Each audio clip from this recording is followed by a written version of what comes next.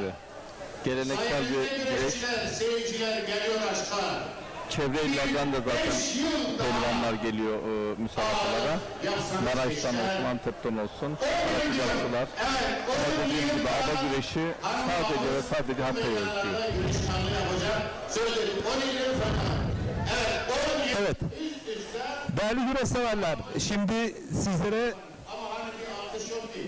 bilgilendirme yapacağız ama öncesinde Ekin Türk TV Facebook adresinde yorumlarınızı, mesajlarınızı paylaşın. Bizler de yer vereceğiz. Sayenizde güreşçiler, seyirciler geliyor aşka. Az önce açılış töreni oldu değerli Hakan Çoban. Evet hocam. Finalalar vardı. Sancaklar vardı. Sancaklar vardı. Güreş hanım ağası Elif Oynar ata binerek buraya geldi. Yürüyüş yaptı. Bir o giriş ritüelini bizlere anlatır mısın? Hocam orada her sancak bir köyü temsil eder. Köyün bir bayrakları vardır. Böyle özel günlerde, bugün de zaten 29 Ekim Cumhuriyetimizin 100. kuruluş yıl dönümü. Köylerden gelen sancaklar bugün güreş alanında tur atar. Hem sevdiği selamlar hocam hem de güreşlerden önce bu bir ritüeldir. Her güreşlerde yapılır. İnşallah. Bu yüzyıllardır bu şekilde süre gelir. Evet hocam. Gayet hala şu devrede hoş geldin. Köylerin sancaklarıyla alakalı bilgilendirmeyi biraz açabilir misin? Hocam dediğim gibi yani köylerin kendine özgü şeyleri vardır. Bir nasıl söyleyeyim yani bir temsil heyeti, işte sancakları, bayrakları, bir de bayraktarlar vardır. Bunlar köyler bir organizasyona katıldığı zaman köyü temsil eder orada. Yani güreş bu kadar geniş alana yayılmış ki her köyde mutlaka bir... Vardır. Evet. Sadece bu şeyde güreşler özelinde değil hocam. Resmi bayramlarda, kutlamalarda bu olay sürekli yapılır. Harika. Evet, alt sikletlerde mücadeleler az önce söylemiş olduğum gibi başladı. Yorumlarınızı, mesajlarınızı Ekin Türk TV Facebook adresine yollayın. Bizler de yer verelim değerli güreş severler. Tekrar ediyorum, bugün 29 Ekim Cumhuriyetimizin kuruluşunun 100. yılındayız.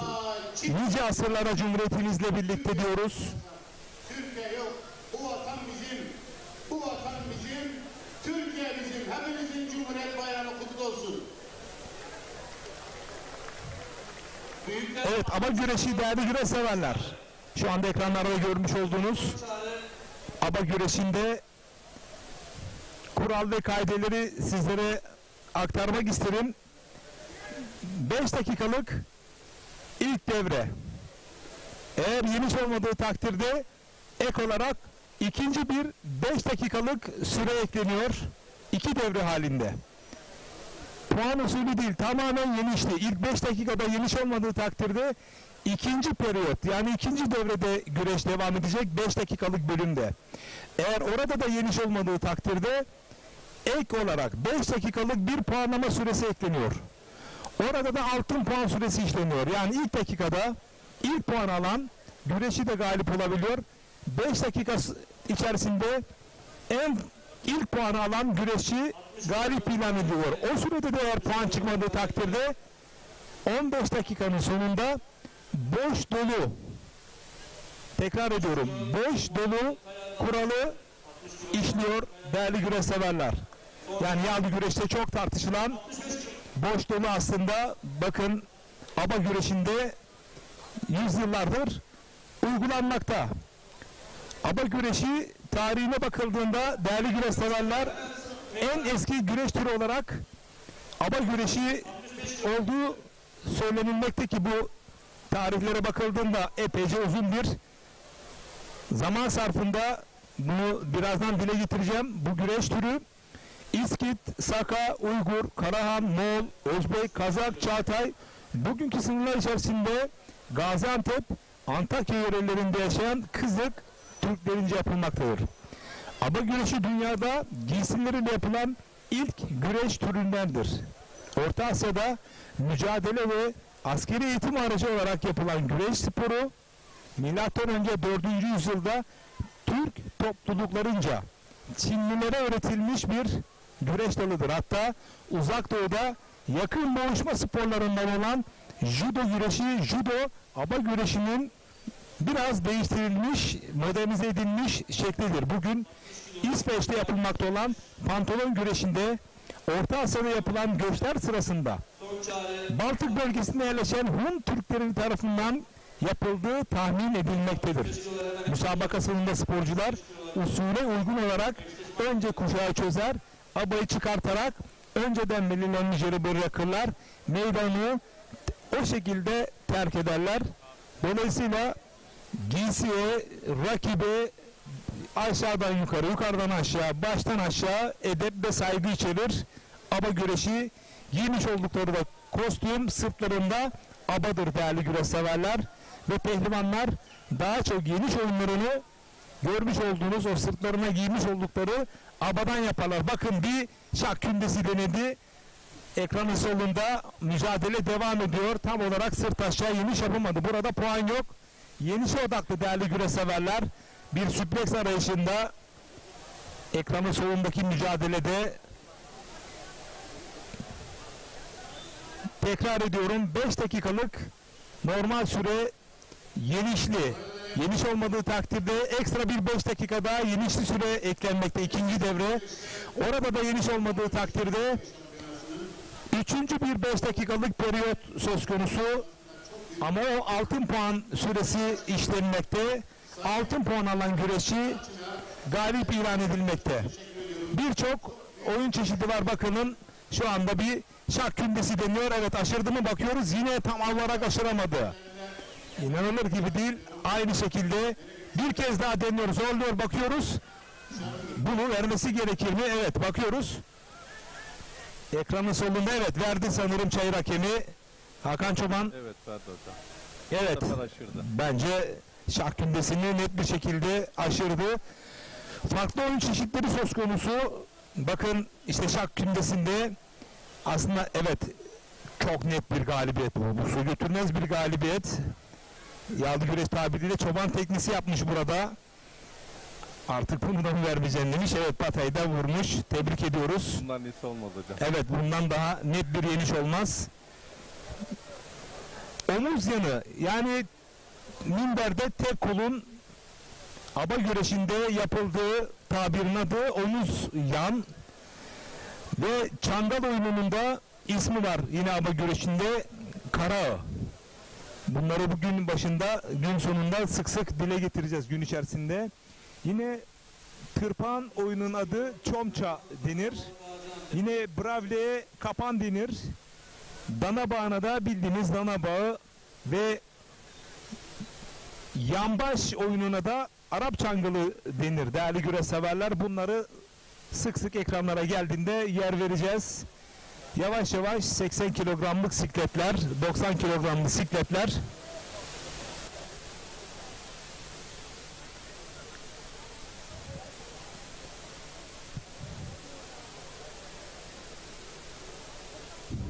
Türkiye Geleneksel Güreşler Federasyonu faaliyet programı çerçevesinde tertip ediliyor değerli güreş severler. Hatay Yayla Dağı aba güreşleri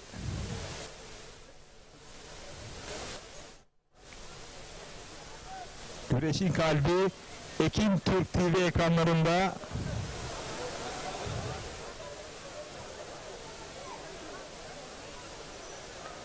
Çok zevkli mücadeleler hocam. Özellikle alt sikletler hakikaten. Evet. Evet, bakın rakibine sarılıyor, helalleşiyorlar. Hatay Yayla Dağı aba güreşi Türkiye Şampiyonası'na bakın tekrarını izliyorsunuz. Bir anda koltuk altından oradan belinden kavramış. Evet, net bir galibiyet. Biraz da bel kündesine benzetmiş. Tabi burada bakıyoruz Sağ üst kadrajda bir Minikler 35 kilo. Minikler 35 kilo. Ömer Hüseyin serptirme gibi geldi bana. Bakın burada beline girdi. Oradan serptirme oyunuyla net bir galibiyet. Aynen hocam. Hakemimiz biraz açıyı kapatmış ama çok yani yağlı güreşte görmüş olduğunuz serptirmeyi abayı Ali Gürbüz dün çok iyi yaptığı bir oyun ama abadan da çok güçlü yakalamış ki o serptirmeyi net bir şekilde yapabilmiş pehlivanımız. hocam gördüyseniz ayaktan da güreşçiyi kaldırıyor aynı Evet. zamanda. Evet. Yani abanın bir avantajı oyunun sürekliliği ve abadan tutup oyunu daha rahat yapma kabiliyeti. Abadan tuttuğun şekilde hocam onun için çok çeşitli oyunlar yapılıyor. Daha çok sonuca odaklı. Evet. Osman Küyük Ankara'dan sevgiler demiş. Güreşçilerimize başarı dileklerinde bulunuyor. Yorumlarınızı, mesajlarınızı değerli güreşseverler Ekin Türk TV Facebook adresine yollayın. Oradan yer vermeye çalışalım.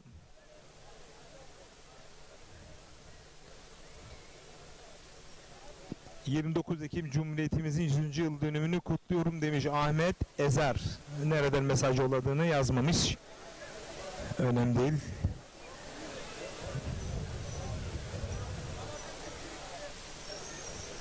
Burada kura çekimi yok değerli güreşseverler. Hakemlerimiz, cetvel hakemlerimiz pehlivanları eşliyorlar birbirleriyle.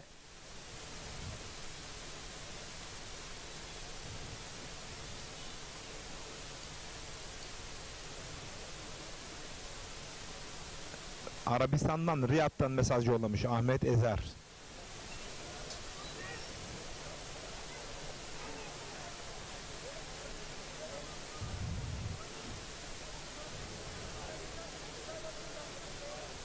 Burası aba güreşlerinin başkenti, kalbi Hatay, Yayla Dağı, Er Meydanı. Yavaş yavaş aksitekler eleme turlarındalar. Daha sonra artı 90 yani ağır siklet baş pehlivanlarımız çıkacaklar çayıra.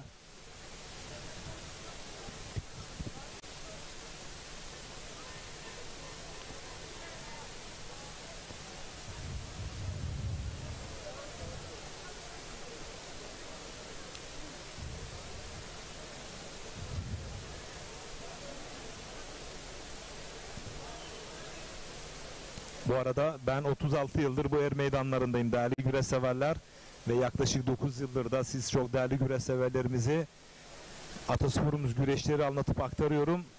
Ancak ilk kez ben bir aba güreşini canlı olarak yayınlıyor ve anlatıyor, aktarıyorum.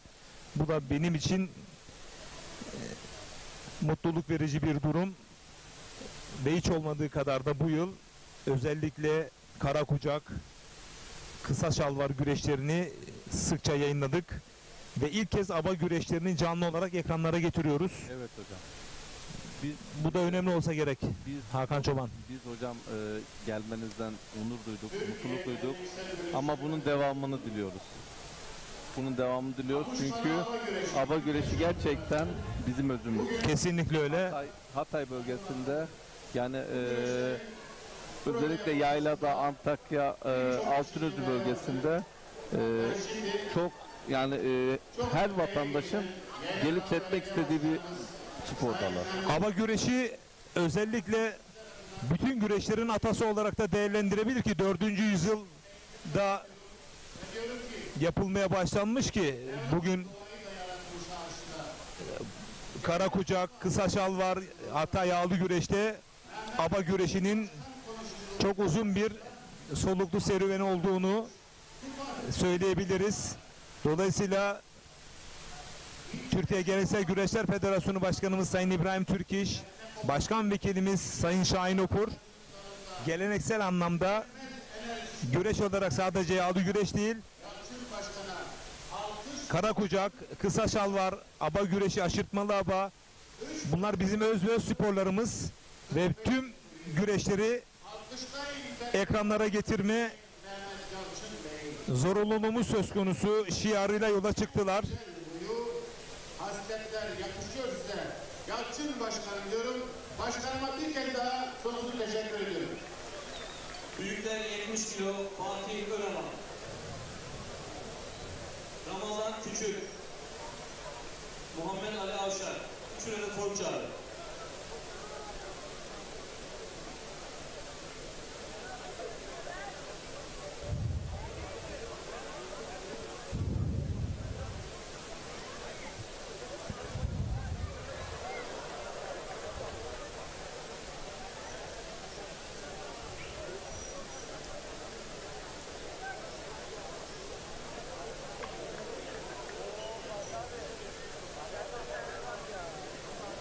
Büyükler 75 kilo. Büyükler 75 kilo meydana. Evet. Büyükler 75 kilo eşleşmesi yapıyor. Evet, artık 75 kilogramlık sikletler de yavaş yavaş şehre çıkmaya başladı. Değerli güreş severler.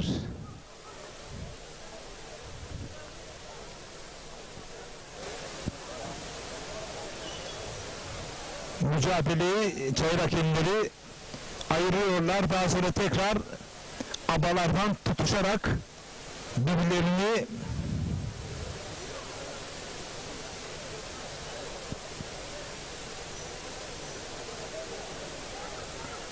yenme açılarını bulmaya çalışıyorlarsa alt kadrajda bir anda dana bağı aradı, oradan toparlandı rakibi.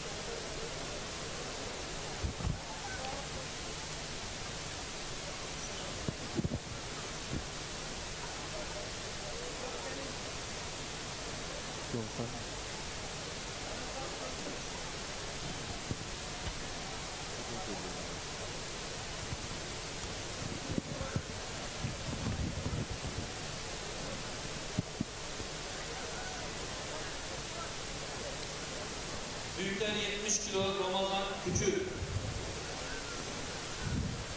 Mehmet Ali Avşar. Büyükler 70 kilo Ramazan. Evet, bakın mücadele 30 saniye. minder güreşi gibi uzakta başlıyor. Daha sonra abaya uzanan güreşçiler, evet bakın birbirlerini yakaladılar. Şimdi oyun yapma vakti. Bakalım buradan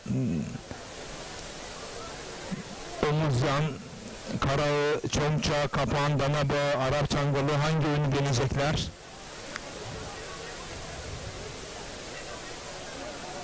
Hakemler bu arada açılan şalvarları da tekrar toparlıyorlar. Bakın arka kadraja görüyorsunuz.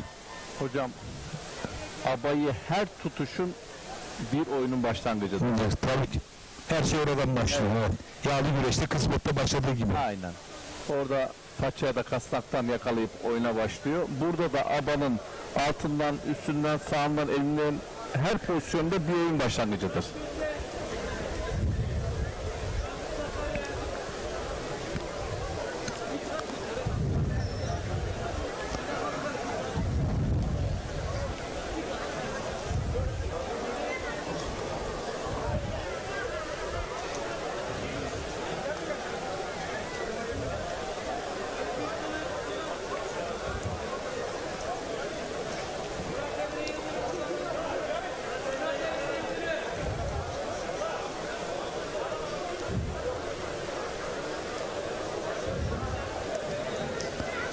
Ekranın solunda bu arada hemen bastırdı.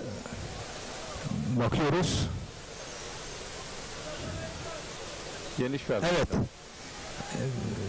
Puan mücadelesi sanırım geniş olmadı.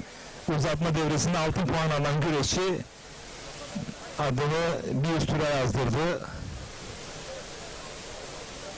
Büyükler 75 kilo Mustafa Mercan Gaziantep. Murat Emre Yıldırım Gaziantep son çağrı. Evet, kuşa kuşa birbirlerini abalarından sıkıca kavramış iki güreşçi kardeşimiz. Bakalım kimimiz kalacak? Halil Erbaş Tokla. Halil Erbaş Tokla. Dediğim gibi ilk 5 dakika ilk devrede yeniş olmadığı takdirde ikinci devre 5 dakikalık süre başlayacak. 10 dakikada yenişemeyenler 3. devre olan o altın puanın başladığı devreye girecekler.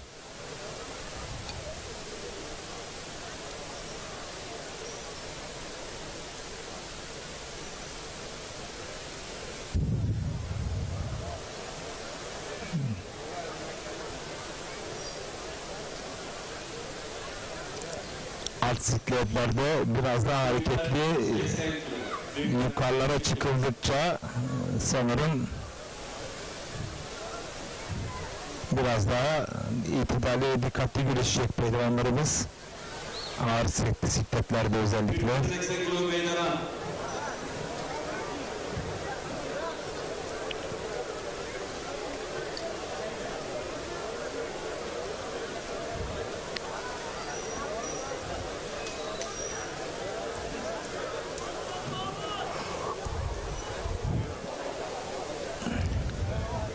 Muhammed Emre Yıldırım son çıktı.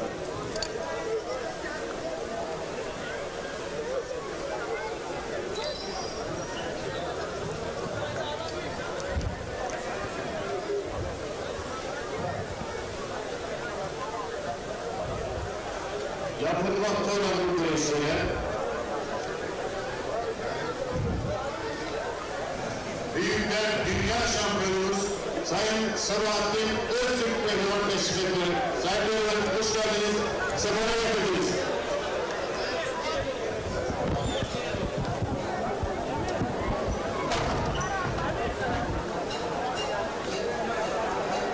Büyükler 80.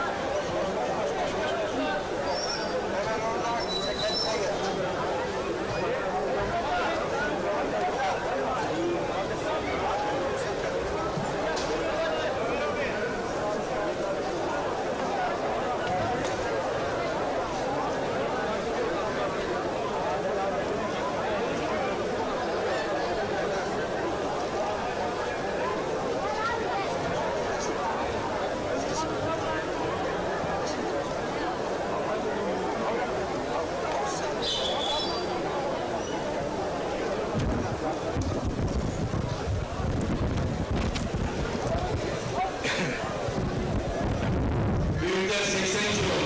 Büyükler 85 üzere meydana. Evet, alt sikletlerde mücadeleler devam ederken büyükler 80 kilogramlık siklette anons edildi.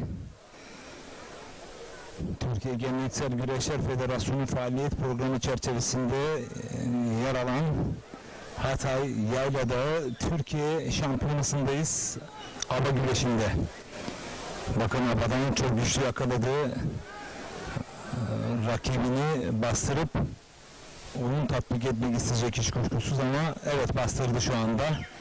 Bakalım bir günde çok net bir galibiyet.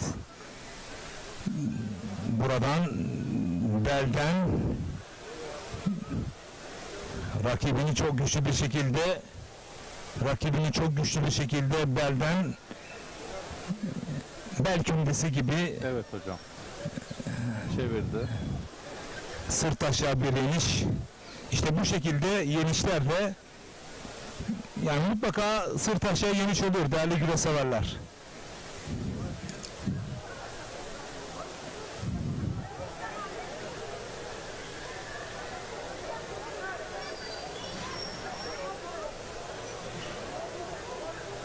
Mustafa Saldıran keşke hep bu şekilde aba güreşi yayınlansa demiş. Elinize sağlık demiş. Teşekkür ediyoruz Mustafa Saldıran'a.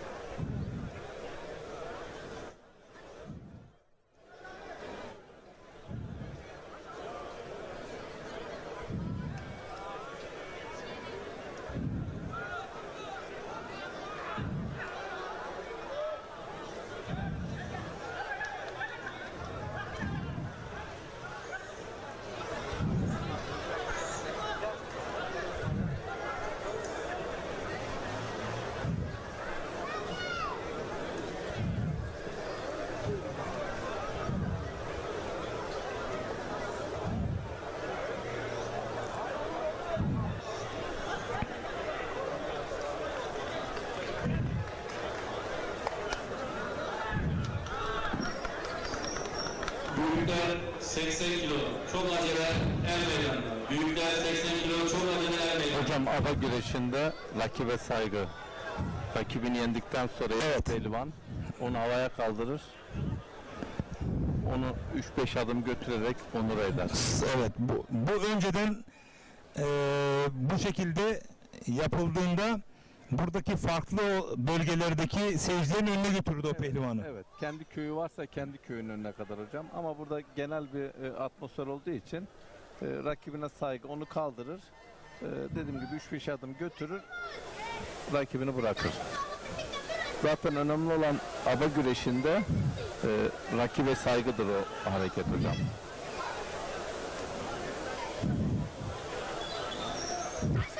Bakın tekten bir yandan çiftledi. Emre Doğru. Burada yeniş yok ama puan var. Hayır, burada yine belden bakıyoruz. Evet, burada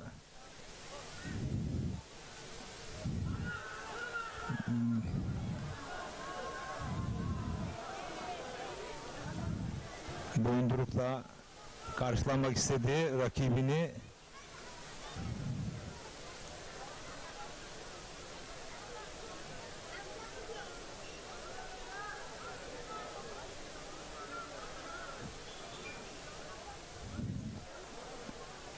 Az önce bakın Yan hocam. omuz yan, evet.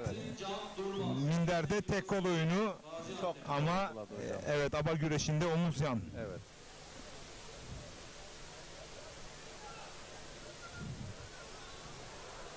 Bir de hocam teknikler o kadar net ki, yenişler o kadar net ki.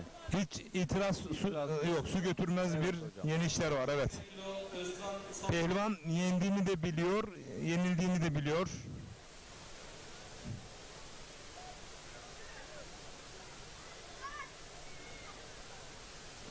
Bakın burada oyunu yapan mavili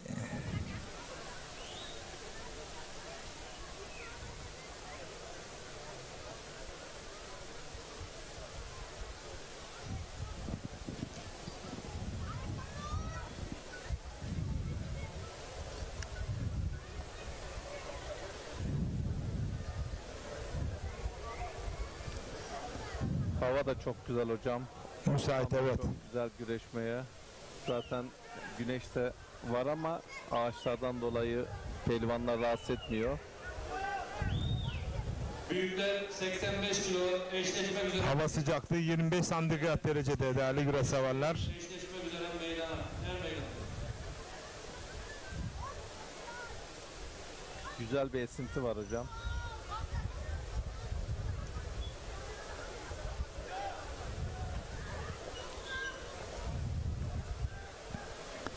Büyükler 85 kilo. Her meydan. Evet, şimdi de 85 kilogramlık sikletler anons ediliyor. Abalar, kuşaklar bağlanıyor.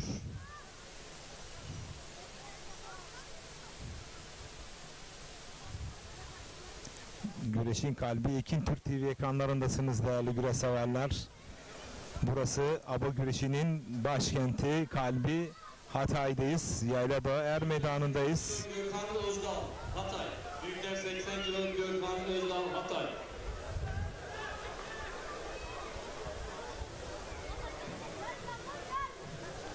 Yaylada Devrent Er Meydanı hocam. Aynı zamanda Devrent Er Meydanı. Evet. Bu arada eski milli güreşçimiz ve İzmir bölge sorumlumuz Sayın Mehmet Durmaz. İyi yayınlar diliyor. Teşekkür ediyoruz değerli büyüğüme.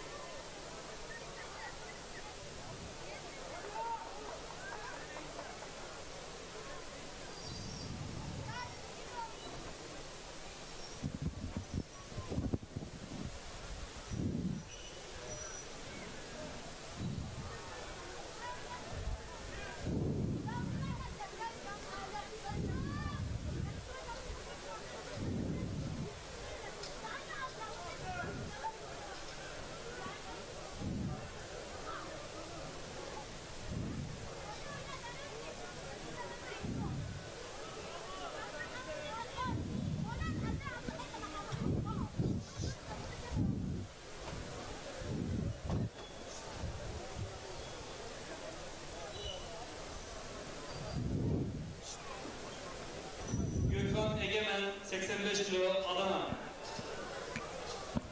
Ekranın solunda abalardan birbirlerini yakaladılar. Bakalım bir oyun çıkacak mı?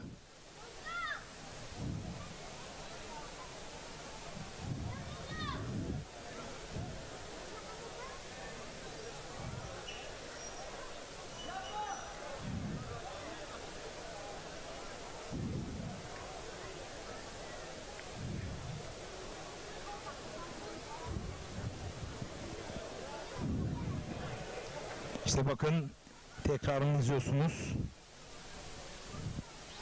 Bele girmek isterken bir anda kontra bir hücum yaptı. Oradan da kleyi taktı. Sırt aşağı bir inişle adını bir süre yazdırdı.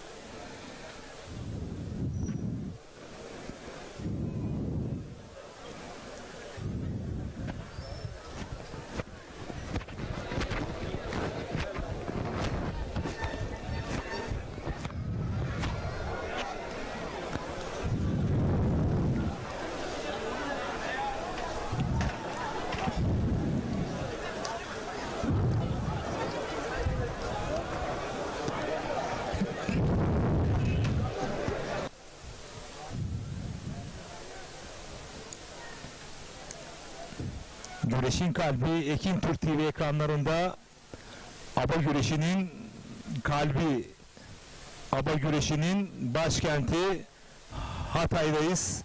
Yayladağ Er Meydanı'ndayız değerli güreş severler.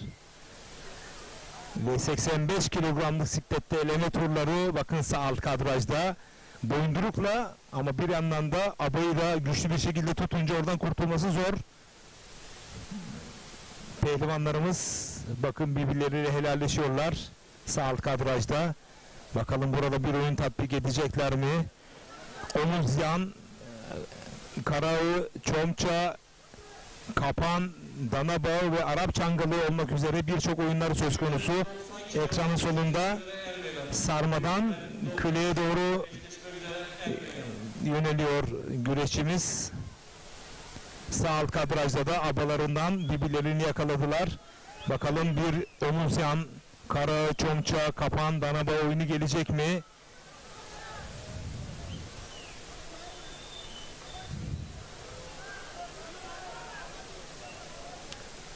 5 dakikalık periyotta yeniş olmadığı takdirde ikinci bir 5 dakikalık ikinci devre olarak yine yenişli süre başlıyor.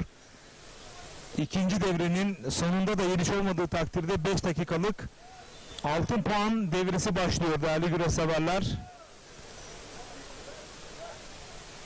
Altın puanda puan alınmadığı takdirde boş dolu.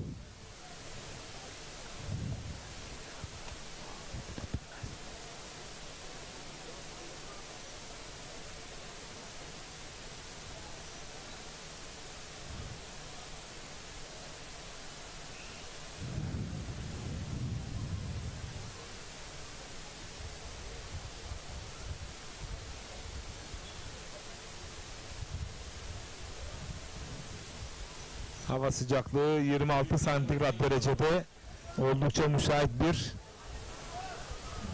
hava sıcaklığı söz konusu.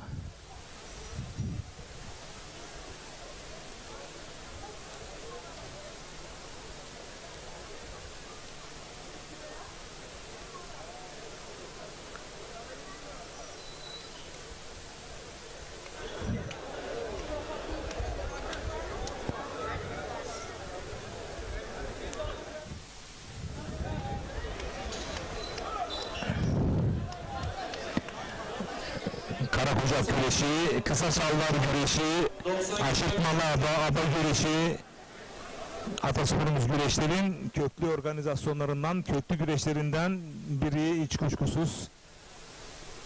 Tıpkı yağlı güreş gibi. Burada oyunlar abadan, kuşaklardan tutularak başlar. Risk alan güreşçi yapacağı oyunlarla, ki özellikle omuz yan oyunu aba güreşinde en parlak oyunlardan biri.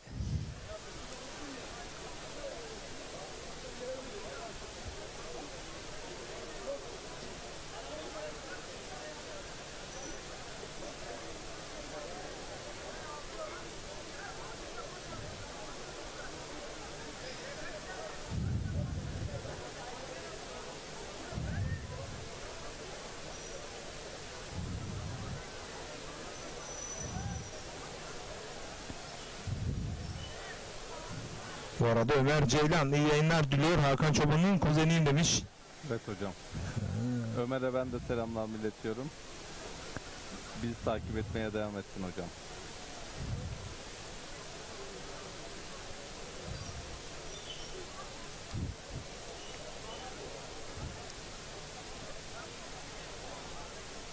Gün başında bu güreş sahasının hemen içerisinde bir müze var değerli güreş severler.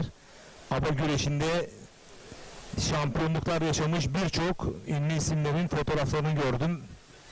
Bu da gayet memnuniyet verici.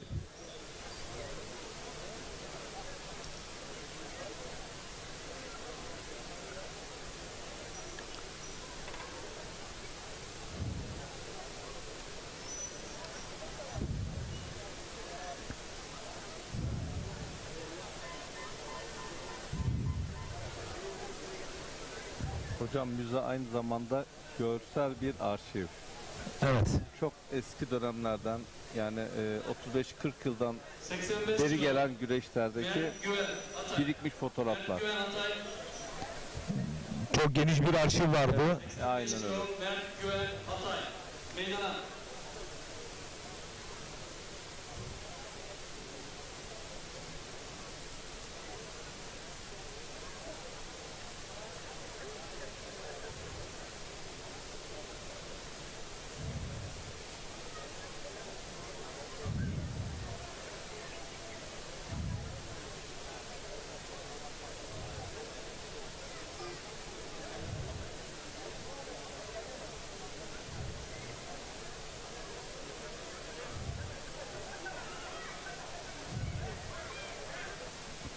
Ekranın solunda çok sert bir mücadele söz konusu.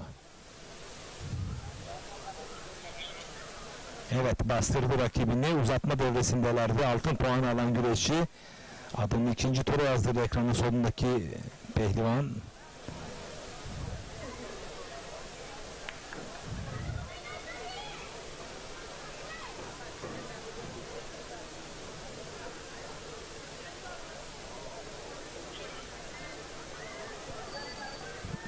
Kuşaktan güçlü bir şekilde yakaladı. Boyundurukla karşılık verdi. Çift topuklara uzandı.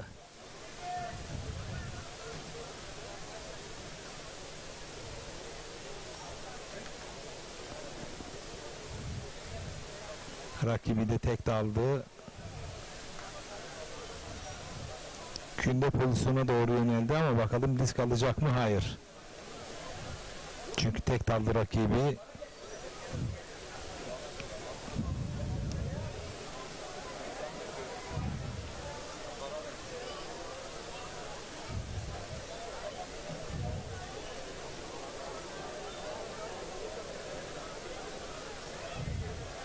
Ve mücadele ayakta devam edecek.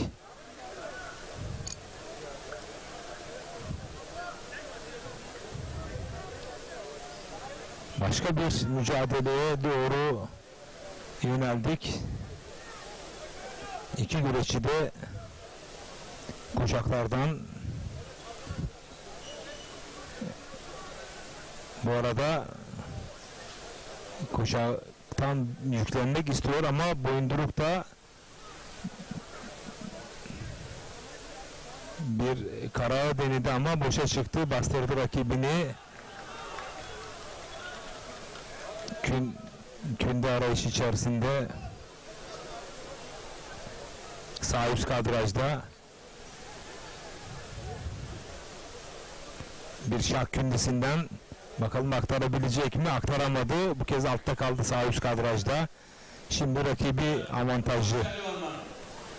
Evet. Baş pehlivanların da anonsu yapıldı. 85 kilogramlık sikletlerde çayıra çıktılar. Şimdi de baş pehlivanların anonsu geldi değerli güreş severler. Burası Hatay Yayla Dağı Er Meydanı değerli güreş severler. Baş pehlivanlar eşleşmek üzere acele sahaya Er Meydanı'nda bekleniyor.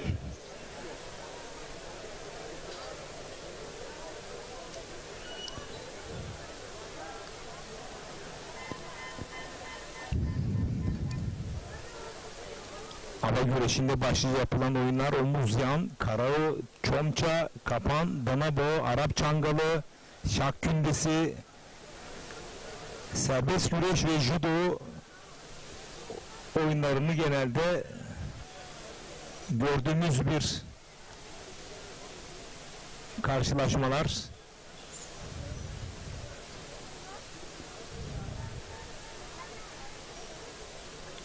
Bakın hakemler açılan aba kostümlerini düzeltiyorlar. Hocam orada kuşak gevşediği için Evet.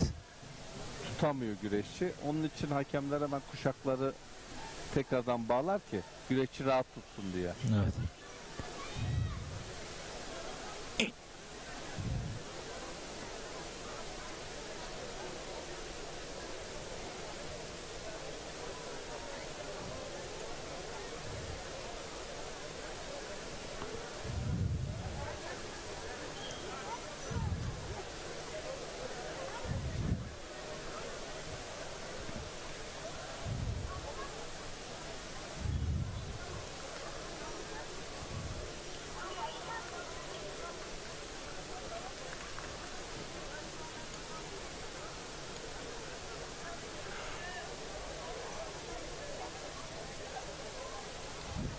bugün burada oldukça bayan güreş severlerimiz, çocuklarımız da var. Hakan Çoban. Evet hocam. Özellikle bayanlar köylerde dahi olsa hocam güreşlere katılırlar. Hatta güreş ağası Sayın Elif Oynar. Evet. Güreş hanım ağası olarak. Zaten seremonide atla gezdirdiler.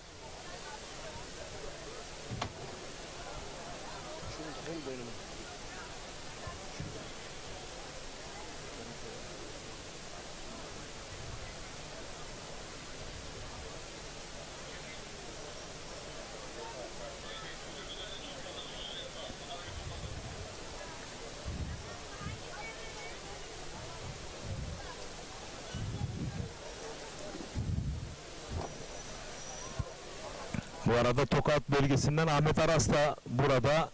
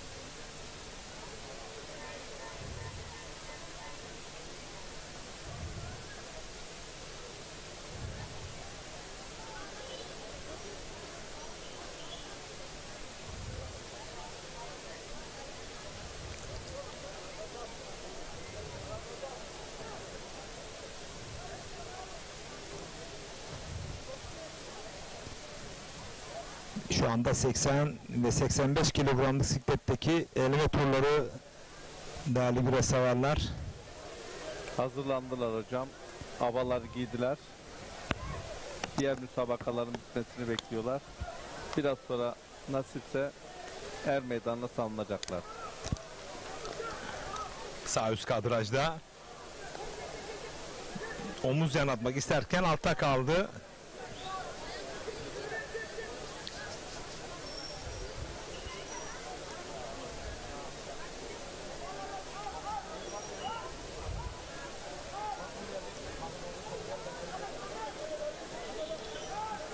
İşte bakın boyunduruktan aşırmakta isterken bir anda sırt aşağı bir yeni söz konusu. Hocam kuzenim Ömer Ceylan oğlu Göktuğ'la birlikte izliyormuş. Çok selamları var. İyi yayınlar diliyorlar. Pehlivanlara Allah derman versin diyorlar. Teşekkür ediyoruz.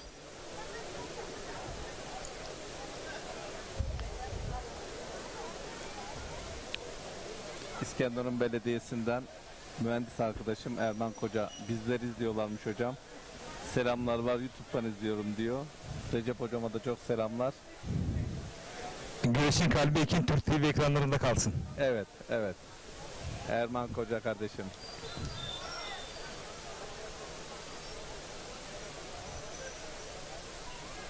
Yorumlarınızı, mesajlarınızı Ekin Türk TV Facebook adresine yollayabilirsiniz değerli güreş severler.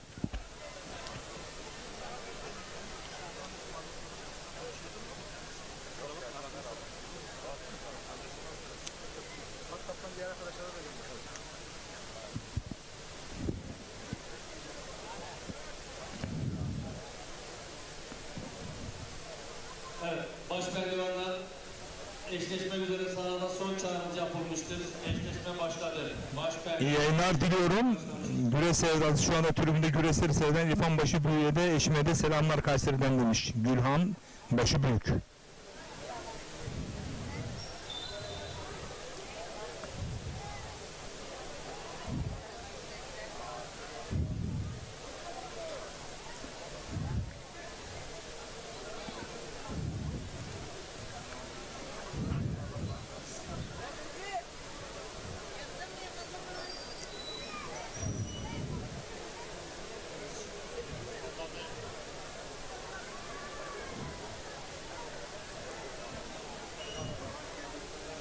Hocam kızım Tülay İrem Çoban Osmaniye'den izliyorlarmış, resim atmışlar. Hem selam söylüyorlar hem de arkadaşlarla yurtta güreşlerimizi izliyorlar. Teşekkür ediyoruz.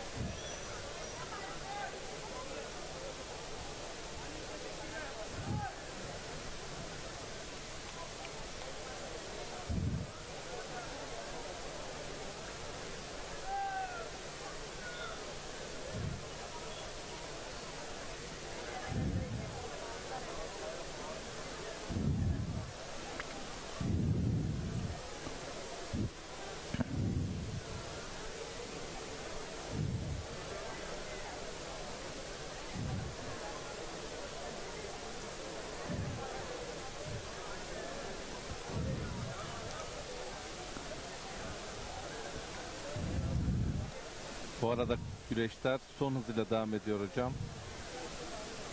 Büyük boy pehlivanlarımız daha salınmadılar. Baş pehlivanlar ama Evet. çıktılar çayıra, Evet. abaları giydiler. Evet. Hocam. Bakalım.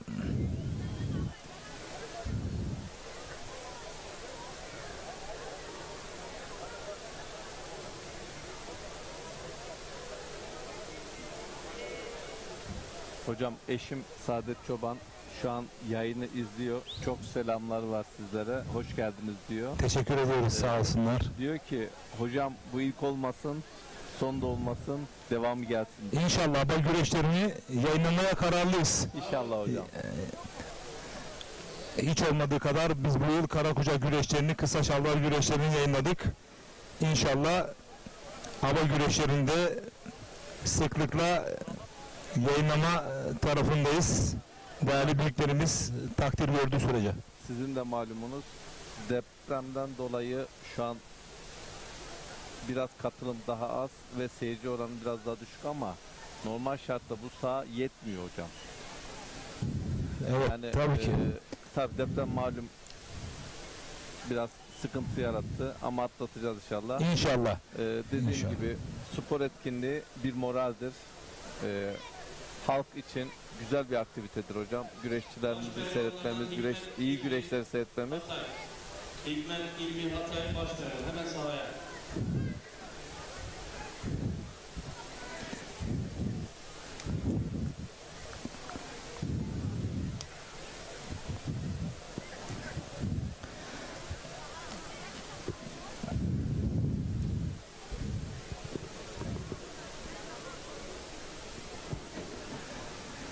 Evet değerli güreş severler, mücadeleler devam ederken canlı yayın kabinimize bir güreş neferi geldi. Kendisini biz küçüklüğünden beri tanırız. Güreşe hizmet ediyor. Milli güreşimiz. Aynı zamanda Türkiye şampiyonlukları kazanmış. Ve bugün de burada bulunuyor. Bulunma nedenini kendi anlatacak. Sinem Çisem hoş geldin. Hoş bulduk abi, siz hoş geldiniz. Sağ olasın. Şimdi kendini biraz tanıtır mısın? Seni tanıyanlar zaten tanıyor da güreş camiası. Teşekkür ederim. Nerelisin? Bir oradan başlayalım. Ben aslen Antalyalıyım, doğma büyüme. Evet. Güreşin, yağlı güreşin ana göbeğindeyiz. Bugün Evet. Sizler buradasınız diye koştur koştur geldik. Ben Hatay iline Gençlik Spor Müdürlüğü'ne atandırılıyım. Çok şükür burada antrenmana yapmaya çalışıyoruz. Ne yazık ki olan olumsuzluklara rağmen bir şey yapmaya çalışıyoruz. Umarım hakkımızda hayırlısı olur. Bugün buraya kaç tane çıraklarımız geldi? Öğrencileriniz var mı güreşen? Öğrencilerimiz tabii ki de var. Şu an için ben yeni geldim. Biliyorsunuz 100. yıl kutlamamız var. Evet. Oradaki programdan buraya geldik. Çok güzel bir kutlamamız oldu. Tabii grup bir kutlamaydı bu bizim için. Öncelikle depremde hayatını kaybeden bütün ailelere de başsağlığı diliyorum. Ya ben buraya tandımda çok duygusal bir bağ kurarak geldim. Antalya'dan kopup gelmek benim için çok zordu. Evet. Oradaki çıraklarımdan ayrılmak, öğrencilerimden ayrılmak, ustalarımdan. Ama burada daha iyileriyle karşılaştım. Umarım buradaki öğrencilerimizin hepsi birer olimpiyat şampiyonları, Avrupa şampiyonları çıkartırız. Daha iyi olur bizim için. Ayrıca burada senin artık zor olsa da bu deprem gerçeği var ve bununla yaşamak durumundayız ve yaralar sarılmak üzere. Tabii Antalya'da her şey çok kolay, imkanlar çok güzel. Bugün burada yaşananları nasıl tanımlarsın, nasıl ayağa kalkacak tekrar? Bizim buraya kalkabilmemiz için öncelikle çok büyük desteklere ihtiyacımız var. Gerekse sizler sayesinde, gerekse buradaki sporcularımızın yapmış olduğu başarılarla birlikte federasyon başkanlarımıza buradan çok teşekkür ediyoruz. Özellikle Yerli Güreş Federasyon Başkanımız bize çok güzel ilgi alaka gösterdi. Biz bir takım eksikliklerimizden dolayı yakınıyoruz. Buradan da bilgilendirmek istiyoruz aslında. Hatay'da güreş minderine dair bir şeyimiz yok ne yazık ki. 6 tane minderin üstünde antrenman yapmak zorundayız. Bu konu hakkında lütfen federasyon başkanlarımız bize yardımcı olsun. Dilekçe verdik, tabii ki de bir süreç var. Ama buradaki öğrencilerin de bir antrenman yapmaya ihtiyaçları var.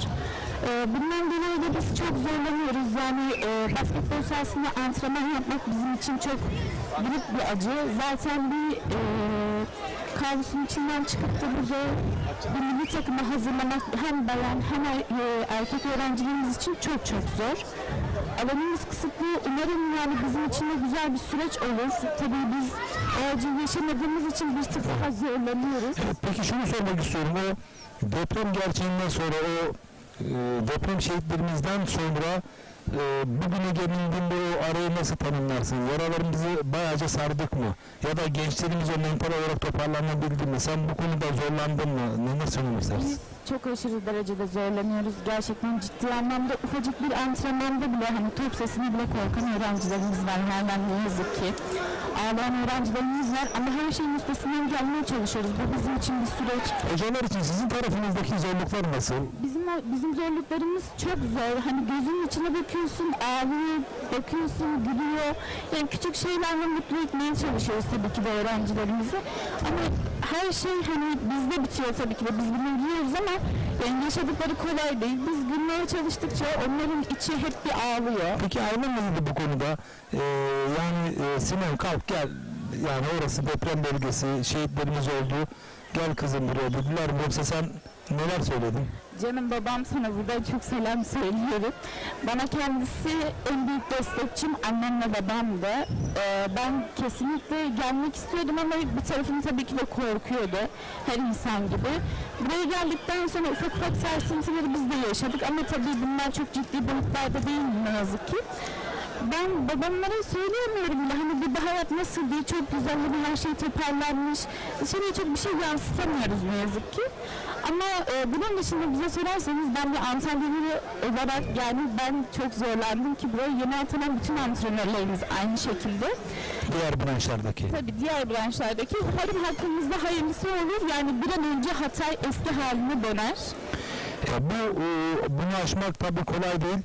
Ama sen ve senin gibi spora ve insanlara adamış defalar olduğu sürece bu yaralar sarılacak, eski günlerine dönecek. İnşallah. Ama az önce söylemiş olduğun çok düşündürücü. Ben eminim ki Türkiye Federasyon Başkanımız Sayın Şeref Eroğlu hiçbir ülkemizin hiçbir karış toprağında mindere yalın ayak çıkacak bir gencimiz olmayacak. Yani güreş ayakkabısı mutlaka olacak derken sen bir bindirimiz dahi yok dedin. Sağ üst köşede bu arada sırt aşağı bir iniş söz konusu. Ben bu konuda Sayın Şeref Eroğlu bilgilendirildiği takdirde mutlaka sizlere önlemler desteğini sunacağını hiç kuşku şüphem yok. Tam bölge olarak neresi? Tam talebinde bulunalım biz. Canlı yayında da. Antakya, Hatay Antakya ilçesi Tokyo Spor Salonu'nda çalışıyorum ben. Tokyo Spor Salonu'nda antrenman yapıyorsunuz. Şu anda orada aktif olarak antrenman yapıyoruz. Ne yazık ki öğrencilerimizin enkaz altında ayakkabıları, eşofmanları gitmiş yani. Şu anda hiçbir şeyler olmadıkları için biz şu an destek veriyoruz. Özellikle ben kendim zamanında milli takımda kazanmış olduğum formalarımı veriyorum onlara ve bu benim için çok güzel bir şey. Ben çok gurur duyuyorum.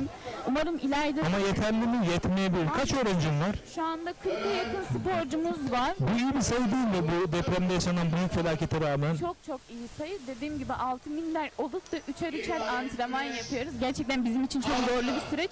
Haftanın 7 günü gerekirse hani gece gündüz çalışmaya da razıyız. Allah razı olsun Ahmet kardeşler hocamız bana burada çok destek. Bir daha söyleyin ismini. Ahmet Hoca, Hatay il temsilcisi kendisi güreş olarak. Harika.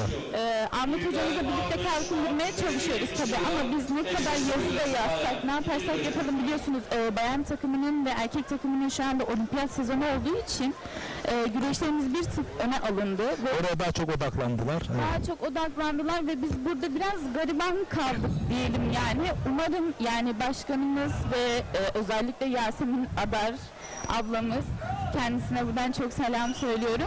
Umarım bizim sesimizi duyarlar. Sizin sayenizde biz de bir teşvik olmuş oldu, sesimizi duyurmuş olduk. Bugün sanki kendime Antalya'da hissettim bildiğiniz size de çok teşekkür ederim buraya geldiğiniz için. Ne demek Sinem, sen hakikaten tam bir güreş neferisin.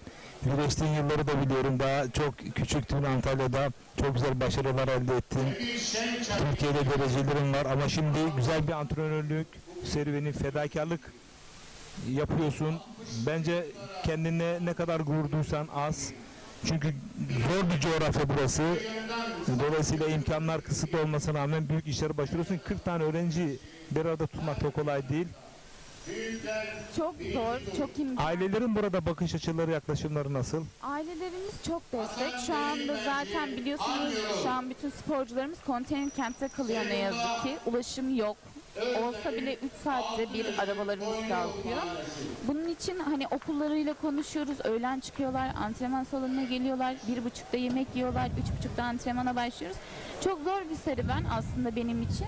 Ben şu anda hani sadece burada bir oluşum yapmaya, en azından bir tane umudu daha çok çiçek açsın diye uğraşıyoruz. Bütün antrenör arkadaşlarımıza dahil. İnşallah bizim için çok çok iyi olur. Yani ben isterim bir Hatay'dan olimpiyat şampiyonu çıksın, bir yağlı güreşte baş pehlivanlar diyorlar. İnşallah buradan da bir takım düşünüyorum olursa. Çünkü yağlıcıların içinde büyüdük. İnşallah bir Hatay'da da neden yağlı takım olmasın, bir oluşum olabilir aslında. Umarım her şey çok güzel olur. Peki Sinem, ayağına sağlık, buraya kadar geldin. Biz teşekkür ederiz size. Sesimizde olduğunuz için, öncelikle buraya kadar geldiğiniz için. İnşallah burayı unutmazlar. Siz de unutmadığınız Yok, biz artık her ava güreşini mutlaka Hatay bölgesinde, Gaziantep bölgesinde zaten Karakucak, Kısa Şalvar, Kahramanmaraş'ta, Dulkadiroğlu'nda, işte Gaziantep'te, Yağlı Güreş Şahinbey'de, bu bölgede Çukurova'da, Adana'da, Mersin'de, Hatay'da, İskenderun'da, Gaziantep'te, Kahramanmaraş'ta güreş çok seviliyor. Şimdi buradaki ben 9 yıldır güreş anlatıyorum. Program başında söylediğim ilk kez bir ava güreşini yayınlıyorum. Dolayısıyla ben Geleneksel Güreşler Federasyonu Başkanı Sayın İbrahim Türkiş'e hem Karakucak, hem aba, hem şalvar, hem kısa şalvar, aşırtmalı aba, bizim gerçek güreşlerimiz, gerçek yiğitlerimiz, biz bunları mümkün olduğu kadar ekranlara getirerek ve sizlerin de sorunlarını ya da eksikliklerini tamamlama noktasında ne kadar bir nefer olduğunuzu anlatıp aktarmak durumundayız.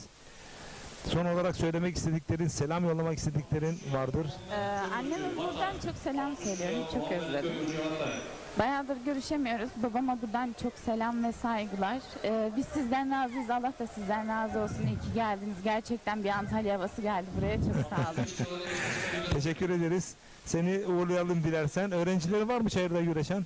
Var şu an için ama neredeler gerçekten ben de bilmiyorum. Onlara da buradan çok başarılar diliyorum. Peki o zaman madalya alırsan da gün sonunda yine beklerim. Beklerim. Peki Sinem, teşekkür ediyorum. Yüreğine sağlık. Başarılar gönülden. Teşekkür ederim. Evet. Sinem Çisem'e teşekkür ediyoruz. Antalya'dan kalktı. Burada görev yapıyor ve Atasporumuz güreşin tekrar burada yeşermesi noktasında. Düşünün, gencecik bir kızımız Atasporumuz güreşe omuz veriyor, hizmet ediyor. Bence kendisiyle ne kadar gurur duysa az. Evet. 60 kilo Muhammed Kömürcü son çağrı. 60 kilo Muhammed Kömürcü son çağrı. Sevgili seyirciler, kıymetli güreşçiler, genç güreşçiler pek ilgilendiriyorlar. Bu sahanın içerisinde sigara içilmesi kesinlikle yasaktır. İçenler hakkında yasal işlem yapılacaktır. Duyurulur. 65 kilolar eşleşmelilere ayağa kalkalım. 65 kilo üzerimizi çıkaralım. Gençler, An 10 davul 10 da zurna çalınır. Güreşçiler sıra ile salınır. Bekir, Mahmut, Alaaddin, Ahmet, Şakir, Rahmet ile anılır. Yayla Dağı Ama Güreşi Er Meydanı'nda. Büyükler 1. tur.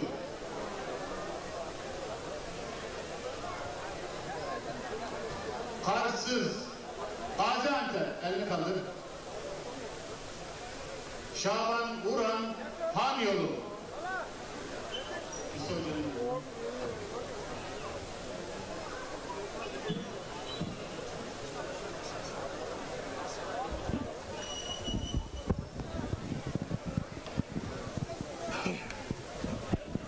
Evet değerli güreş severler, baş pehlivanlar da şu anda çayıra çıktılar. Hakan Çoban, evet hocam. baş pehlivanlar çayıra çıktılar. Allah derman versin. Bakalım ekstrem oyunlar görebilecek miyiz? Omuz yan, karağı, çomça, kapan, dana bağı, Arap çangalı, şak kündesi,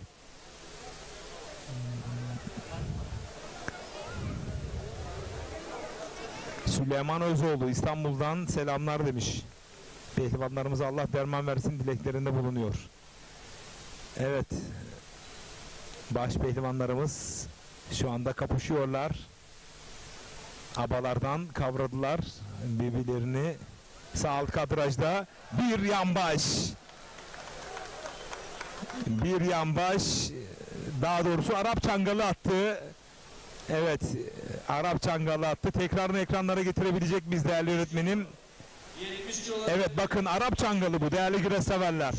Yağlı güreşte yanbaş ama aba güreşinde bakın ayağını taktı ama o Maraş çangalına benzer. Evet, Arap çangalı bu. Sırt aşağı net bir galibiyetle bir kez daha ekranlara getirebiliriz değerli yönetmenim. Hakikaten risk aldıklarında, Evet. ortak oyuna girdiklerinde daha teknik, daha atik olan kazandığı bir güreş. Bakın bir anda ayağını taktı. Oradan karşı bir oyunla Arap çangalı oyunuyla sırt aşağı yenerek adını bir üst tura yazdırdı değerli güreş severler. Net bir galibiyet. Evet, diğer mücadelelere devam ediyoruz. Hocam Antakya'dan Uğur Köşker bizi izliyormuş. Çok selamları var. Pehlivanlara Allah derman versin diyor. Güreşler diyor çok güzel geçiyor. İnşallah devamı gelir diyor hocam. İnşallah. Evet.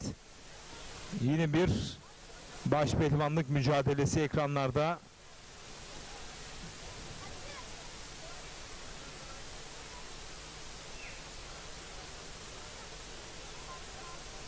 Aynı anda da alt sikletlerde de mücadeleler devam etmekte. Bu arada uzak kadrajda bir dana bağı oyunu geldi. Yapılmakta olan Türkiye Şampiyonası güreşlerine Sayın Mustafa Meral İlçe Nüfus Müdürümüz teşrif ettiler. Hoş geldiniz Sayın Müdürüm.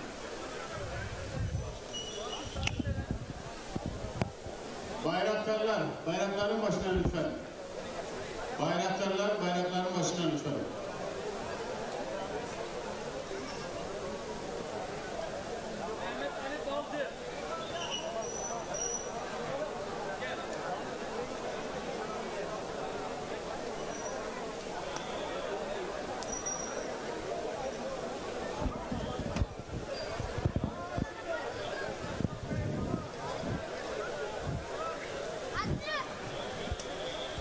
Evet, başpehlivanlık sağ alt kadrajda her an bir kepçeyle, evet, kepçeledi sağ alt kadrajda.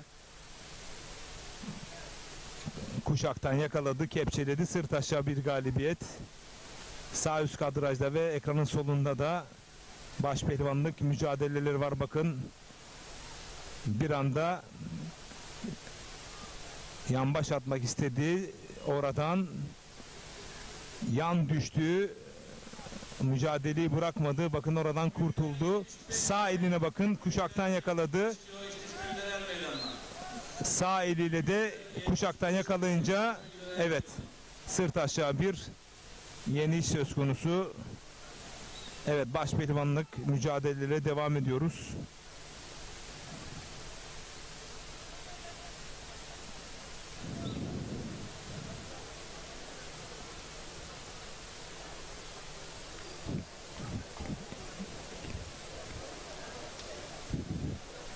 Sağ üst kadrajda başpehlivanlık mücadelesi.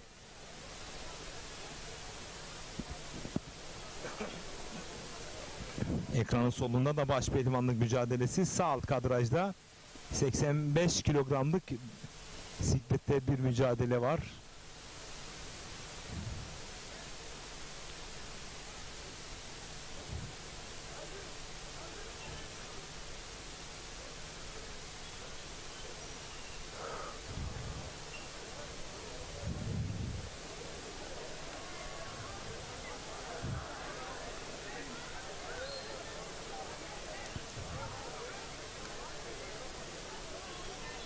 Başpehlivanlarımız henüz risk almadılar. Kuşak ve abalardan sıkıca kavradılar birbirlerini. Judo ve minder güreşinin karması diyebiliriz. Hocam şu an birbirlerini tartıyorlar. Evet. Oyun yapacaklar. Dediğim gibi ağır sikletler birbirlerine küçük sikletlerdeki gibi çok çabuk oyun yapamıyorlar. Evet.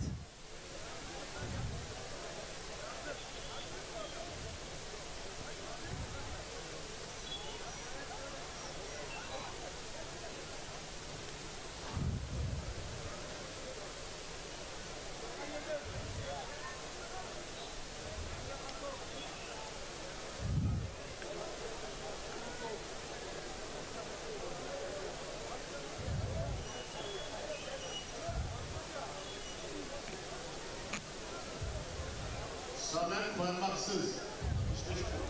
65 kilo. Samet parmaksız.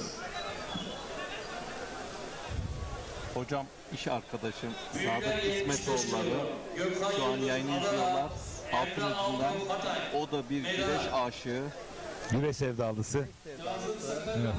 Eskiden de güreş yapmış bir abimiz. Size çok selamları var. Yayınımızı izliyorlar. Yayınımızı izlemeye devam etsinler hocam. Tabii ki de. Evet. Sonsuz selamlar Sadık abi. Bu arada Mutlu Sarı da bizleri izliyorlarmış. İyi yayınlar diliyor.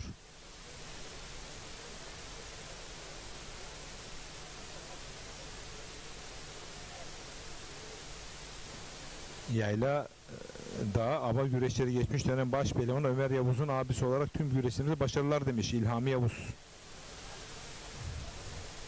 Yorumlarınızı, mesajlarınızı Ekin Türk TV Facebook adresine yollayın değerli güreş severler. Ömer Yavuz şu an güreşte hocam. Sırtı bize dönük olan pehlivan Ömer Yavuz.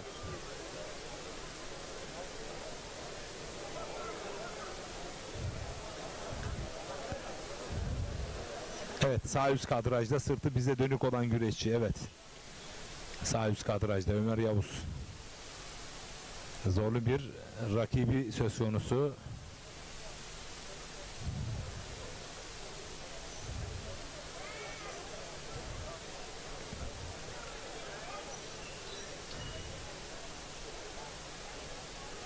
Alt sikletlerde de elemeler devam ediyor.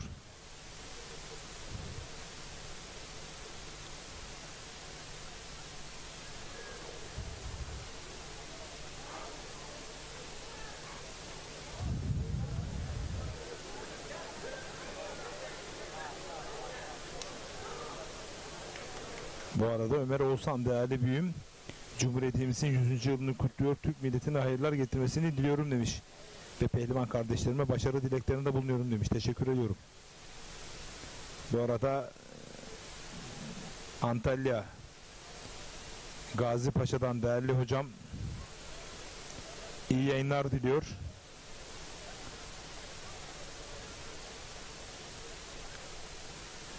Gazi Paşa'ya aba güreşçilerini de getirdik.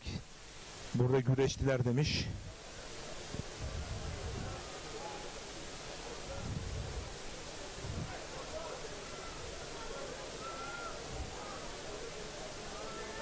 Hocam annem Tülay Çoban şu an izliyorlar. Çok selamlar var. Ekin Türk TV'nin bundan sonra abonesi diyor. Ne?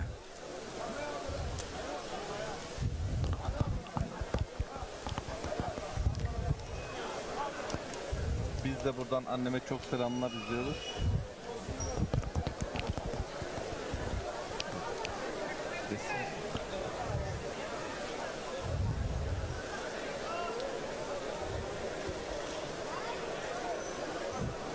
Mustafa Gazioğlu hocam Alanya Gazi Paşa'da Lamos Arena'da müthiş muazzam güreşlere koordine etmişti. İnşallah Mart ayından sonra yine Allah'ın izniyle kaldığı yerden devam edecek Mustafa Gazioğlu hocam. Özellikle Kırkpınar baş pehlivanlarını, Karakucak'ın baş pehlivanlarını, aba güreşin baş pehlivanlarını orada karma bir Karakucak güreşi yaptırdı. Keyfine doyum olmaz bir güreşler oldu değerli güreş severler. Muazzam güreşler oldu. Ben de o gün oradaydım. İnşallah 2024 Mart ayından sonra kaldığı yerden devam edecek. Mustafa Akçocuk son güreş ağası. Lamos Arenası Karakucak güreşlerinin. 35 final. 40 final. Sağ alt kadrajda da rakibini yenen bir güreşçi kardeşim 50 final. Mustafa Gazioğlu hocama kucak dolu sevgiler. 55 final. Gerçek bir güreş neferi. 63. 4. Kapı kapı gezip güreşlerin 65. 3. finans edilme noktasında güreş severlerden destekler alarak 1001 emekle Gazi Paşa Lamos güreşlerinin bugünlere gelmesinde büyük vesile oldu. Sağ alt kadrajda da yine net bir galibiyet. 30 kilo. Baş pehlivanlık mücadelesi. Mehmet Hüseyin Mehmet Göçer.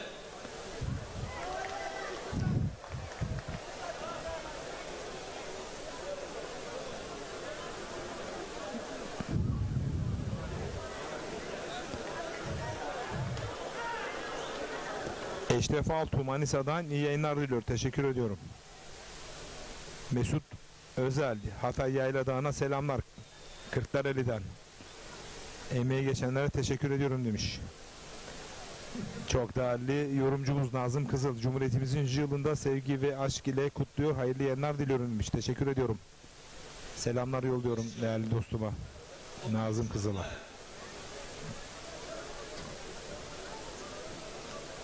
Arda Vursun Ömer. Güreşin kalbi Ekin Türk TV'de güreşin her rengindeyiz. Yağlı güreş, karakucak, 40 kilo. aba, şalvar. Bu arada omuz yan bir oyunu uzak kadrajda net bir yenişle galip geldi. 85 kilogram siklette. Şu anda ekranda baş pehlivanlık müsabakası var.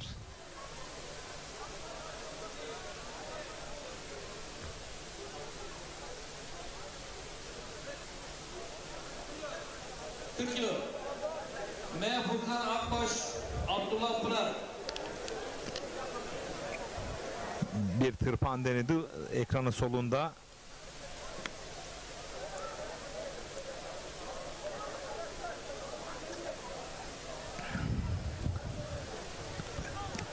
50 kilo. 50 kilo. Sağ üst kadrajda da yine baş pehlivanlık, sol kadrajda da baş pehlivanlık mücadelesi. Henüz risk almadılar. Sanırım ikinci 10 dakika dolmak üzere.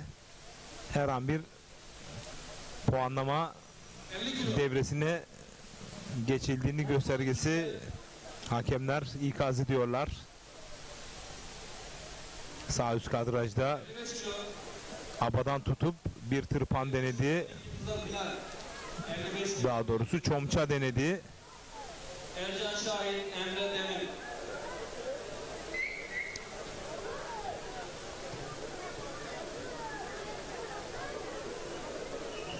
60 kilo. 60 kilo üçüncülük, dördüncülük. Furkan Saraç, Ahmet Hicazi. 60 kilo. Furkan Saraç, Ahmet Hicazi. Final Halil Bir güreşsever olarak güzel ülkemizin güzel bir ülkesi olan Hatay'ımızda Türkiye adı güreşine tertip edilse çok daha güzel olacağını düşünüyoruz. İyi yayınlar demiş Ömer Oğuzhan, değerli büyüğüm.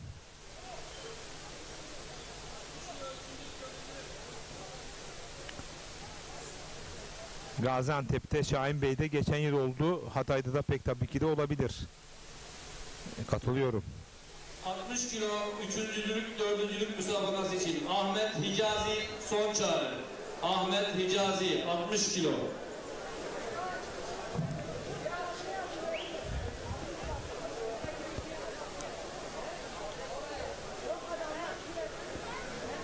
Sağ alt kadrajda bir sakatlığı söz konusu.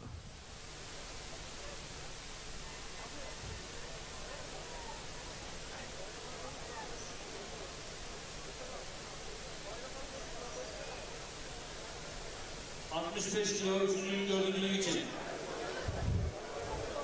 Ekrem Yüce, İsmail Hançer. Ekrem Yüce, İsmail Hançer. Final M. Orhan Karaoğlan, Veli Can Seyir, Veli Can Seyir.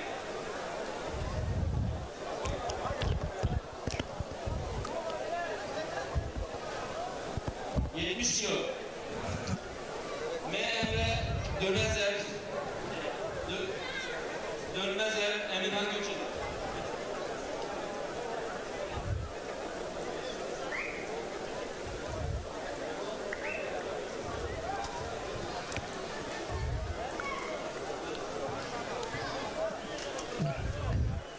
İki çift baş pehlivan ekranın solunda ve sağ üst kadrajda. Güreş adeta kilitlendi. Abalardan kavradılar birbirlerini.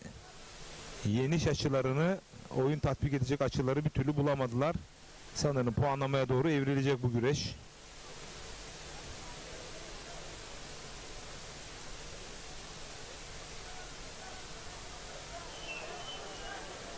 Evet, sağ alt kadrajda puanı aldı. Uzatma devresindeydi. Altın puanı aldı ve adını bir üst tura yazdırdı.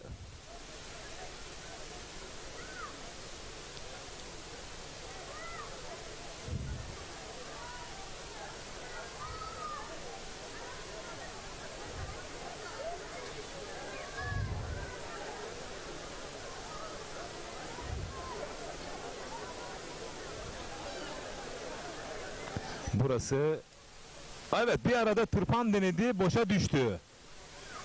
Bir arada çomça denedi, açık düştü. Bakıyoruz.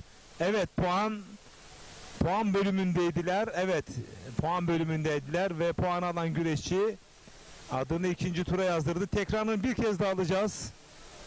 Bir arada çomça denedi. Bakın ekranın solundaki pehlivan. O da bakın tırpan denedi, boşluğa doğru düşmüş adeta. Rakibi de yüklenince burada yeniş yok ama puanlı devrede olduğu için altın puanı aldı.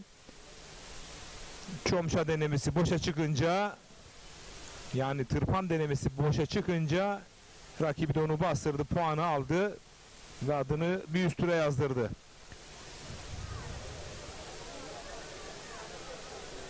Dayımın oğlu Kemal Demirtaş'a selamlar demiş Gülyamin Sahar. Bir baş pehlivanlık, bir şah kündesi bence künde geçti. Evet. Şah kündesi geçti. Net bir künde. Bir kez daha tekrarını alacağız. Bakın havalandırıyor, omuzluyor, onu gezdiriyor o şekilde.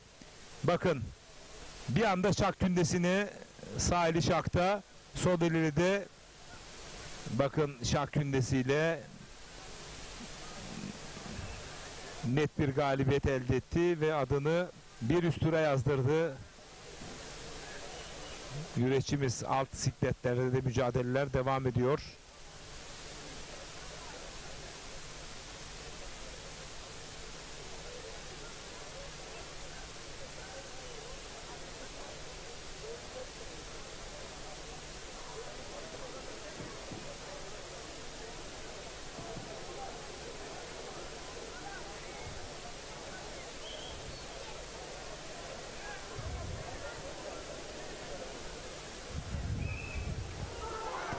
Oo, çok güzel bir kafa kol. Çok güzel bir kafa kol. Bakın alt sikletlerde her an her şeyi görebilirsiniz. Tekrarını alacağız. Çok güzel bir kafa kol geldi. Bakın sağ elini kavradı. Oradan sola doğru hamle yaparak bir anda sağına doğru. Of, çok güzel kafa kol. Çok güzel kafa kol atmış. Rakibi direnmiş ama Baş pehlivanlar. Baş pehlivanlar Yapacak ikinci çok tur için bir şey sahaya. yok, evet, çok doldurmuş gündeyi hakikaten. Baş pehlivanlar ikinci tur için çok acele. Evet, baş pehlivanlar ikinci tur güreş için anons ediliyor. Baş pehlivanlar ikinci tur için çok acele sahada bekleniyorsunuz.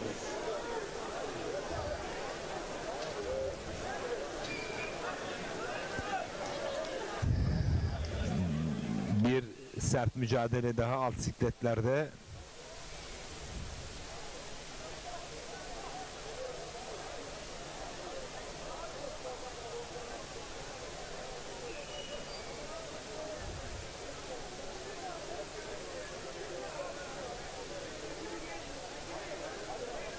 Baş pehlivanlar Seyfullah Çetinkaya, Burak Çetin, Enes Bandırma, Mehmet Akçı, Şaban Urlan, Ahmet Çağatay, Orhan Şerbetçioğlu, İbrahim Güleş, Seyfullah Özdemir, Halit Çağatay, Mustafa İpek, Kemal Albayrakbay.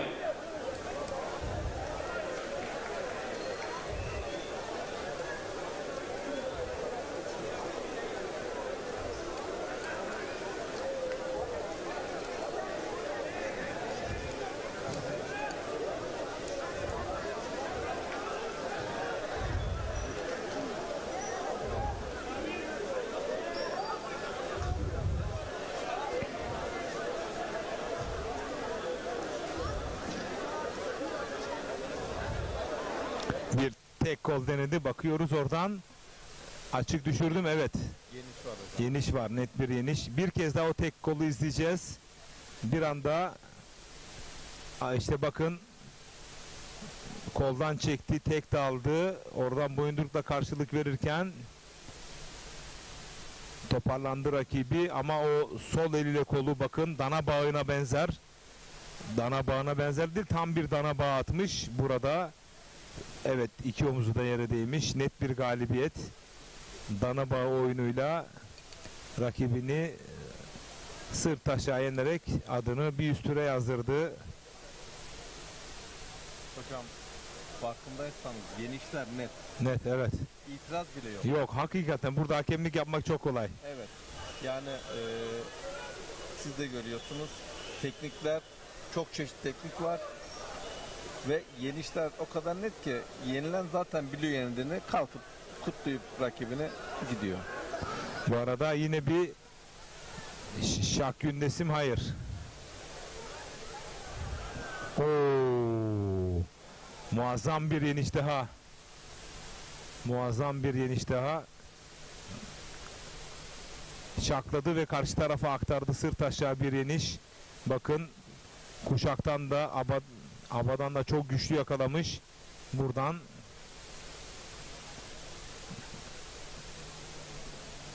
ağırlık merkezini de dağıtamayınca burada bir kez daha tazeliyor. Hiç vakit kaybetmeden bir anda havalandırıyor ve abadan da çok güçlü bir şekilde rakibini sırt aşağı yenerek, bu arada yine zorlu bir mücadele var. Bir süpleks, tekrar bir süpleks daha, bakıyoruz. Hocam Evet, düdüğü çaldı. Bakalım kazanan kim? Pembeli, bakalım. Pembeli mi? Evet, Pembeli kazandı, evet. kendi oyunuyla Altta kaldı, evet. Süpleks, bakın, süpleks atmak isterken bu arada bakın. pembe aba giyen güreşçi de Evet. Burada bir kez attı, toparlandı burada. İkinci kez buradan süpleksi denerken sol omuzunu, ama hayır, burada sonuç yok galiba. Evet, bu üçüncüsünde işte burada çok açık düştü süpleks atarken. Bakın, sırt aşağı kendi kendini yenmiş. evet hocam. Yoksa Kendi kendini yenmiş. Mehmet Sağnak, emeği geçen herkese yüreğine sağlık demiş. Şöyle yakışır şekilde hazır mıyız aziz seyirciler? Evet, sırt aşağı kendi kendini yendirmiş. Bu arada Federasyon Başkanımız, Belediye Başkanımız, Sayın Türkiye Geleneksel Güreşler Federasyonu Başkanımız Başkanımız Sayın İbrahim Türkiş, Türkiye Geleneksel Güreşler Federasyonu Başkan Vekilimiz Sayın Şahin Hopur,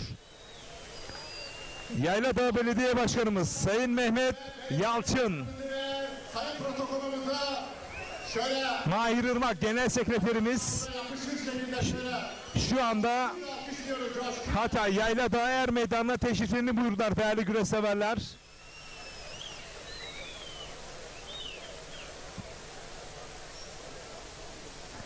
Sayın İbrahim Türkiş ve kurmayları Şu anda Yaylada Ermeda kapışmalı hava güreşleri Türkiye şampiyonumuza Türkiye Geleneksel Güreşleri Federasyonu Başkanımız Sayın İbrahim Türkiş ve çok değerli belediye başkanımız Mehmet Yalçın ve Türkiye Geleneksel Güreşleri Federasyonu Başkan Vekilimiz Sayın Şahin Opur sizleri selamlatmak üzere Er Meydanımızdan tribüne çıkıyor, yerlerini alıyorlar.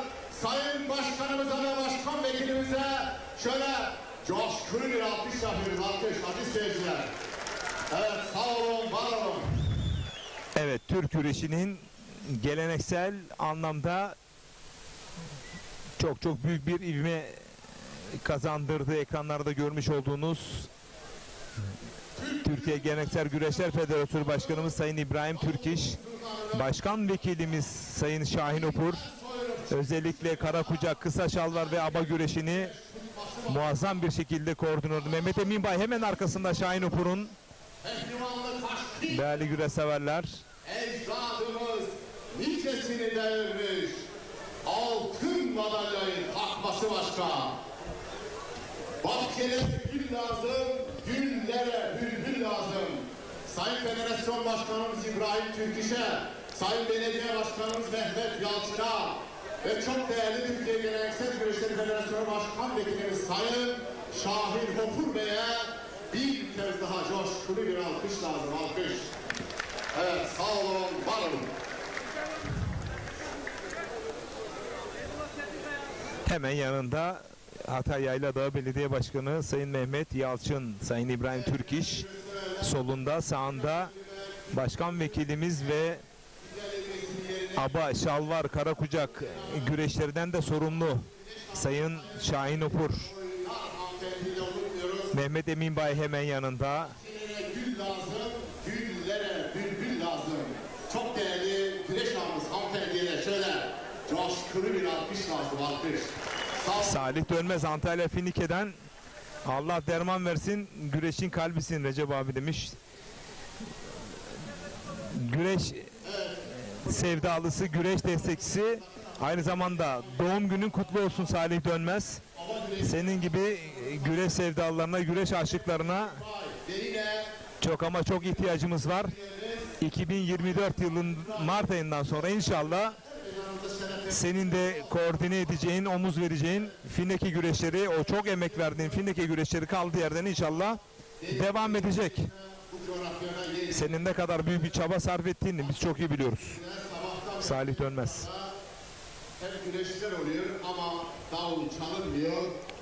Biz de cazgırlar olarak diyoruz ki geceden bir feryat koptu, yürekleri yaktı Maraş. Bu arada değerli öğretmenimden rica ediyorum, bir güreş severimiz, evet, Tülay Çoban bizleri izliyorlarmış. Kendisine selam, saygı, hürmetlerimizi yolluyoruz. Hürmetle ellerinden öpüyoruz. Ben de selam söylüyorum anneme. Güreş aşığı, güreş sevdalısı. Aynen hocam. Aynen. Ki sayın babanız Ali Çoban. Ataspor'un güreşe, mesela değerli güreş severler, güreş ödülü kaç para baş pehlivanlık? 50.000 lira mı? Kendisi ayrıca 50.000 lira ödül verirdi. Aynen. Böyle bir güreş sevdalısıydı. Rahmetle ve minnetle anıyoruz. Allah rahmet eylesin. Mekanı cennet olsun inşallah. İşte o hayırsever güreş sevdalımızın muhterem hanımefendi eşi, güreş aşığı ve değerli mahtumu Hakan Çoban ile birlikteyiz. Şeriflerimize lillahi Fatiha diyoruz.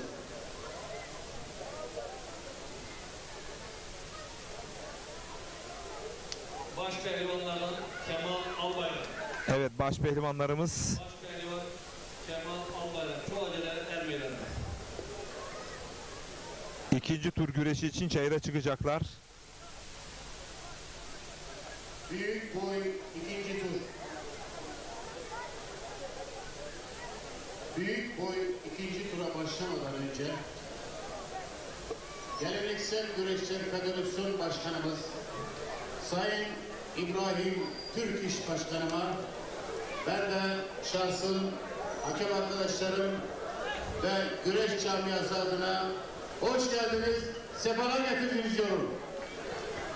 Ve diyorum ki birçok şehidimiz var, cennete ermiş. Burası nice Yavuzları, sultanları görmüş. İbrahim Türk İş Başkan bugün güreşe gelmiş. Sayın Başkanım, Yayladağ güreşlere hoş geldiniz. Biz Yayladağlıyız, meyletmeyiz Malameta'ya. Hep saygı duyduk ecdat ilataya. Teşrifiniz şeref verdi Yayladağ'a, bütün Hatay'a. İbrahim Türk İş Başkanım, Yayladağ'a hoş geldiniz. Bugün bayram, şu sahayı gelin gibi süsledik. İbrahim Başkanım, sizi çok ama çok özledik. Deprem oldu geldiniz, bugün de yurtlarını gözledik. Şu devrede güreşlere hoş geldiniz, sefalar getirdiniz. Evet, ezan-ı Muhammediye okunmakta. Yine Geleneksel Güreşler Federasyonu Başkan Vekilimiz Sayın Şahin Hopur Başkanıma hoş geldiniz diyorum. Şu ezanın bitmesini bekliyorum.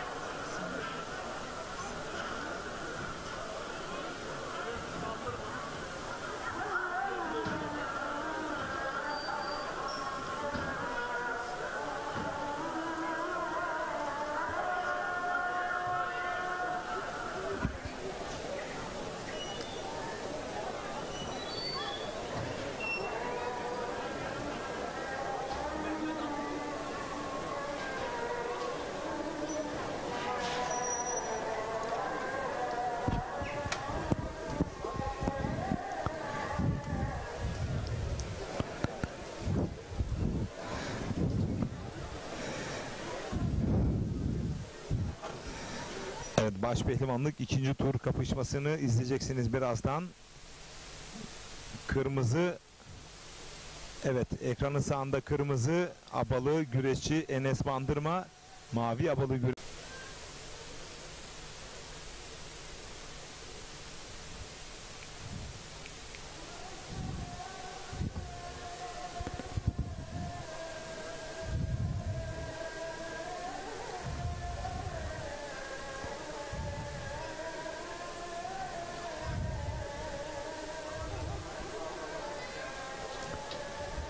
biliyorsunuz dünya yerküresinde ezanı Muhammedi okunurken duran tek spordur. Atasporumuz güreş. Yağlısıyla, kara kucağıyla, kısa şalvarıyla, abasıyla.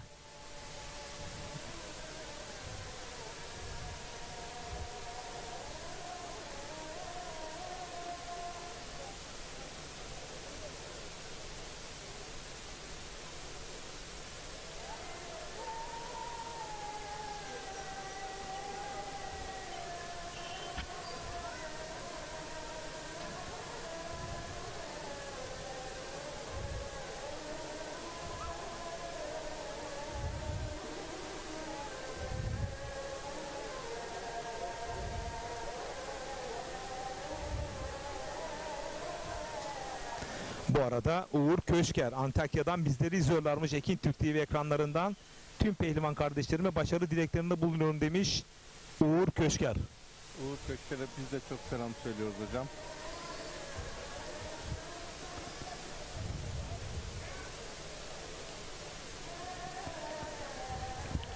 Evet, ezan-ı Muhammediye bittikten hemen sonra baş pehlivanlık ikinci tur kapışması başlayacak. Tekrar ediyorum, kırmızı abalı güreşçi Enes Bandırma, mavi abalı güreşçi Mehmet Atıcı. Bakalım kazanan kim olacak?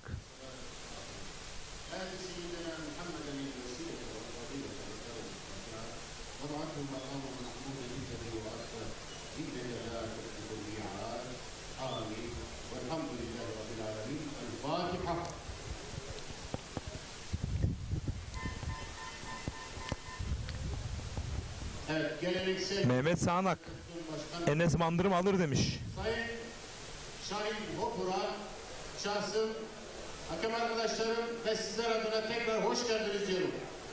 Ve diyorum ki, Sayın Başkanım, içimiz yaralı, kalbimize acı ekili, 10 binlerce mezarda hece taşı dikili, geleneksel güreşlerin başkan vekili, Şahin Başkanım, yeni dalay güreşlere hoş geldiniz diyorum. Büyükler ikinci tur. Enes Bandırma, Kahramanmaraş. Mehmet Adıcı, Tokat. Bakalım kim kazanacak? Burada nasıl bir oyunlar göreceğiz yenişlerde? Omuz yan mı, karağı mı, çomça mı, kapan mı, dana bağı mı, Arap çangalı mı, şah kündesi mi? Evet, mücadele başlıyor.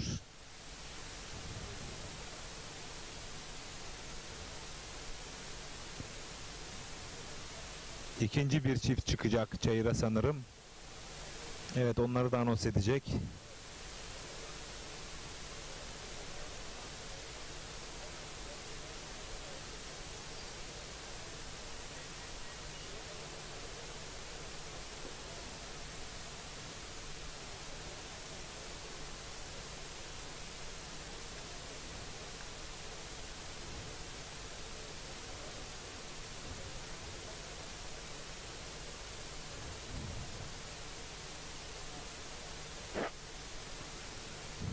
Evet, mücadeleler başlayacak.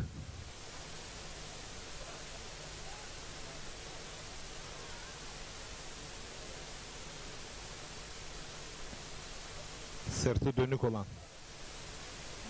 pehlivan Enes Bandırma.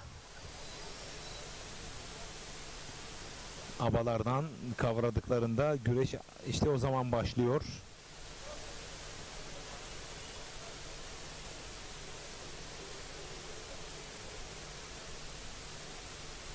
Tek daldı.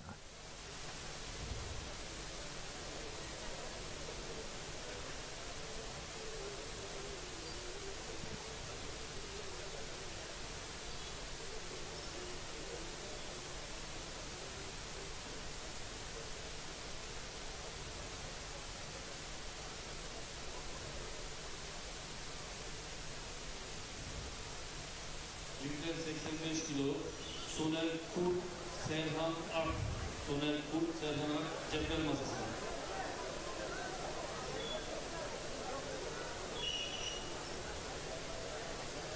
Bir an tek dalmak istedi ama uzak kaldı. Enes Bandırma.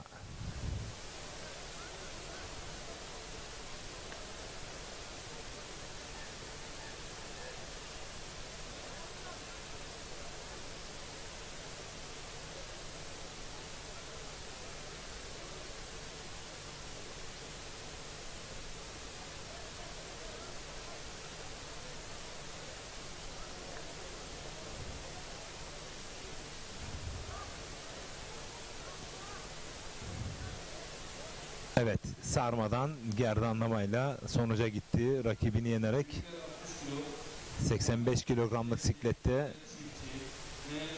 başpehlivanlık mücadelesi devam ediyor.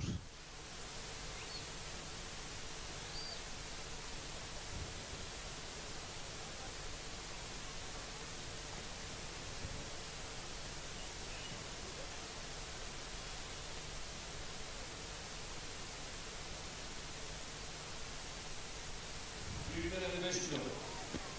Büyükler 55 kilo meydana. Çok acele 55 kiloya meydana.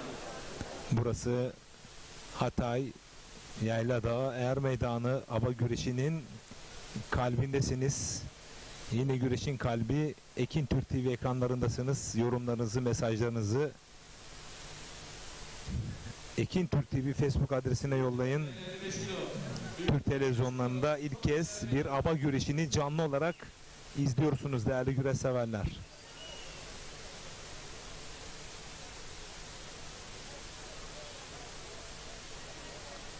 Ekranın solunda bir yanbaş. Kara'ya da benziyor ama değil mi? Evet Kara oyununa benziyor. Tekrarını alacağız. Yağlı güreşte yanbaş ama aba güreşinde Kara Çangal'a benzeyen, işte bakın 60 kilo hemen meydandan. rakip ayağını taktığında kontra bir hücumla, bakın ayağını taktı, o da kontra bir hücumla Arap Çangal'da da diyebilir miyiz? Ama Kara'ya daha çok benziyor. Evet, Kara'ya daha çok benziyor. Adını 3. tura yazdırdı. Diğer mücadelelerle devam ediyoruz.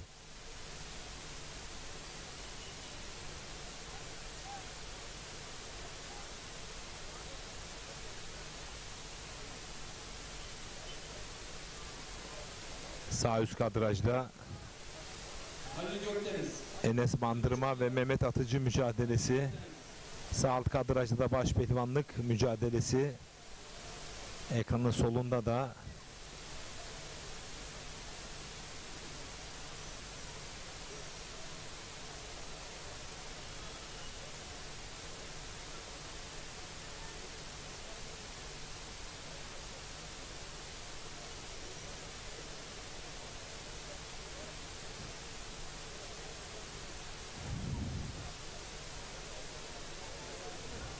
sağ alt kadrajda bir Kara oyunu daha. Evet, sağ alt kadrajda tekrarını alacağız. Çangal oyunu ama aba güreşinde Karağı değerli güreş severler. Bir anda bakın abalardan tuttuklarında bir anda yan yana geldiler. İşte bakın ayağını da taktı. Karağı oyunu değerli güreş severler. Oradan da çok iyi yüklenmiş. Toparlanana kadar sırt aşağı bir yenişle Büyükler 60. adını 3. tura yazdırdı değerli güreş severler. 75 ve 80. Hocam Kara'yı takmadan önce rakibini havalandırıyor. Evet. Rakibinin motivasyonunu bozuyor orada aslında. Kara oyununu yapmadan önce havalandırır ki rakibi boşa düşsün. Defans yapmakta zorlansın. Evet hocam. Evet.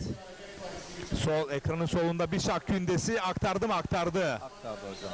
Net Bu net bir şak kündesi değerli güreş severler.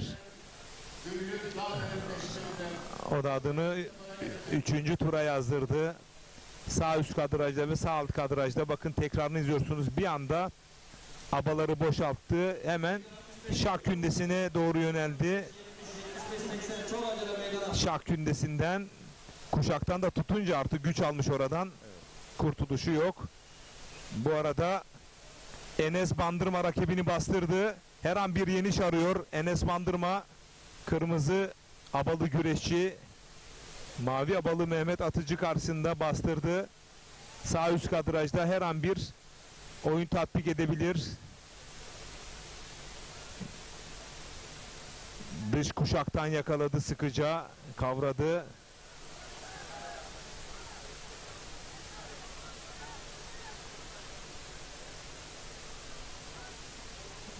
Yağlı güreş tabiriyle kaskanı da yapabilir sağ üst kadrajda.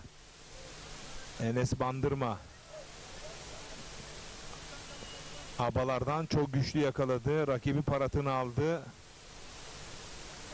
Kalkmak istiyor ama kalkarken de açık vermeden kalkması gerekiyor.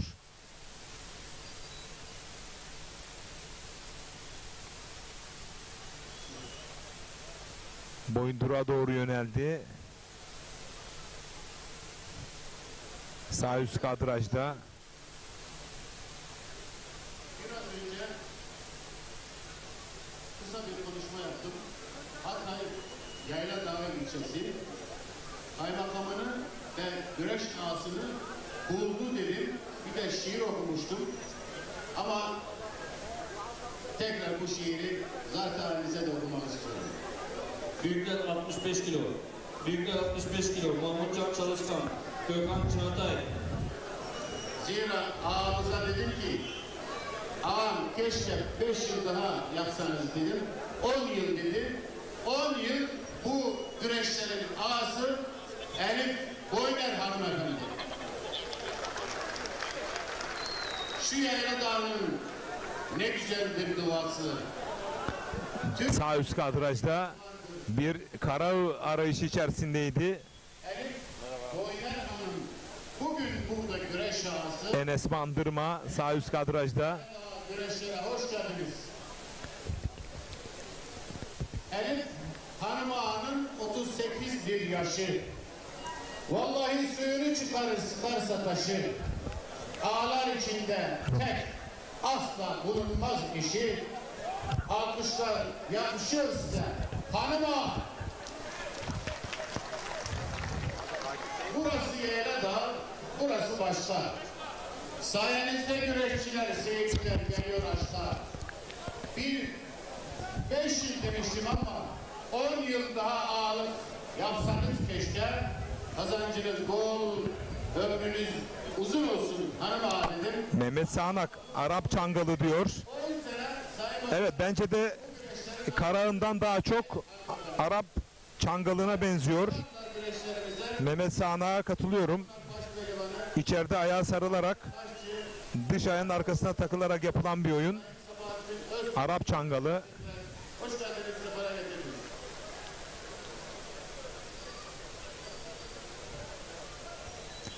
Sağ üst kadrajda Enes Bandırma bir kez daha rakibini yakaladı, bastırdı.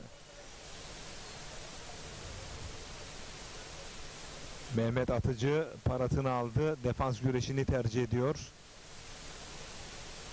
Evet, Avrupa ve Dünya Şampiyonu Sabahattin Öztürk Pehlivan, Olimpiyat üçüncüsü Sayın Ayhan Taşkın Pehlivan ve tarihi Kırkpınar Altın Kemerli Başpehlivan Ahmet Taşçı şu anda güreşlerimize teşvik ettiler. Pehlivanlarımıza hoş geldiniz, sefere getirdiniz diyorum. 70 kilo. Onur Topaloğlu, Kemal Demirtaş.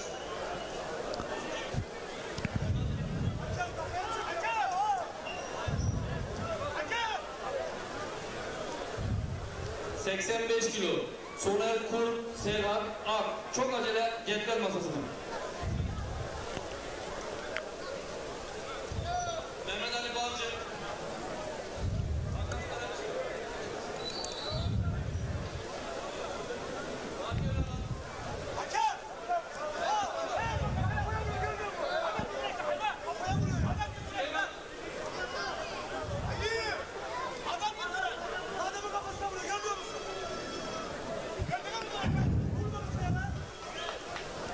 Enes Bandırma Mehmet Atıcı mücadelesinde sanırım 10 dakika bitti. Altın puana doğru güreşecekler. İlk 5 dakikalık devrede yeniş olmadı. İkinci 5 dakikalık devrede de yeniş olmadı. Bu 3. dakikalık uzatma devresi, yani puanlı süre. Puan alan güreşçi adını 3. tura yazdıracak.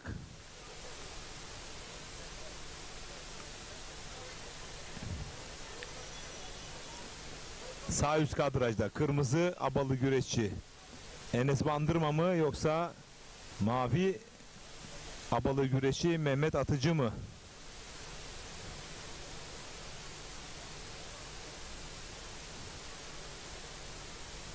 Esat Ardıç. Büyükler 75, Esat Ardıç. Çok acele sahaya.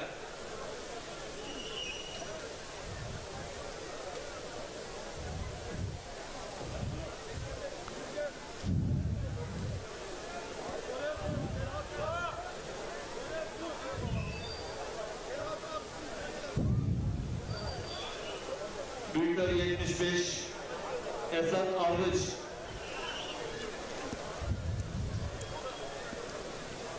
Sağ üst kadrajda puanlama güreşi, puan alan güreşi adını 3. tura yazdıracak. 85'e 90 hemen sahaya. 10 dakika geride kaldı. Sağ alt kadrajda bir künde, evet bakıyoruz, evet. Sağ alt kadrajda muazzam bir künde söz konusu. Diğer güreşlere de dönelim. Her an bir puan ya da iniş çıkabilir. Cetvel masasına gelin. Evet, 80.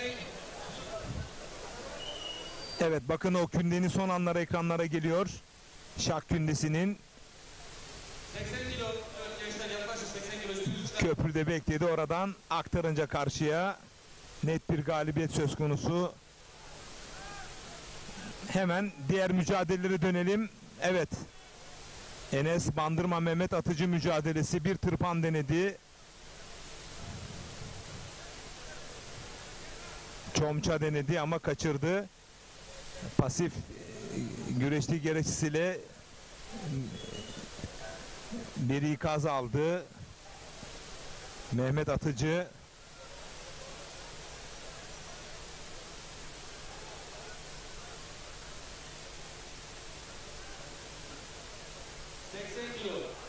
Çift aldı. Koltuk altından beline girdi.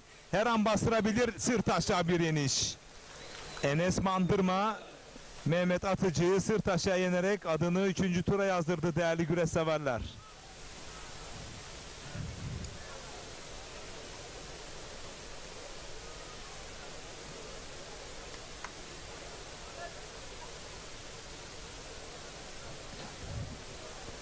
Bakın tekrarını ekranlara bir kez daha geliyor. Koltuk altından beline girdi. Umut Öztürk. Gaziantep son çare. Net bir galibiyet Enes Bandırma'dan değerli güreş severler. Alt sikletlerde mücadeleler devam ediyor. Biz kısa bir reklam arası vereceğiz değerli güreş severler. Daha sonra tekrar ABA güreşinin kalbi, başkenti Hatay Yayla Dair Meydanı'nda birlikte olacağız. Bizden ayrılmayın.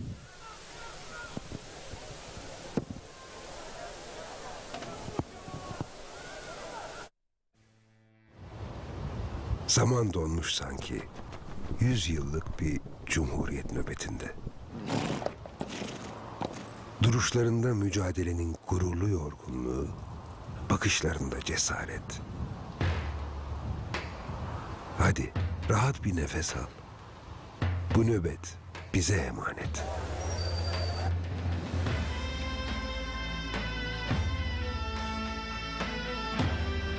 Dizler yama, ayakkabı delik, aç susuz yollar aşarak kurtuldu memleket. Rahat tut gönlünü. Bu sonsuz nöbet bize emanet. Koru diyorsun. Başka türlüsü mümkün mü?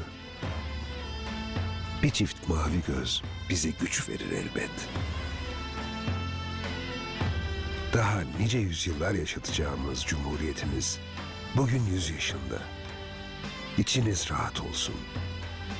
Bir millet emanetinin başında.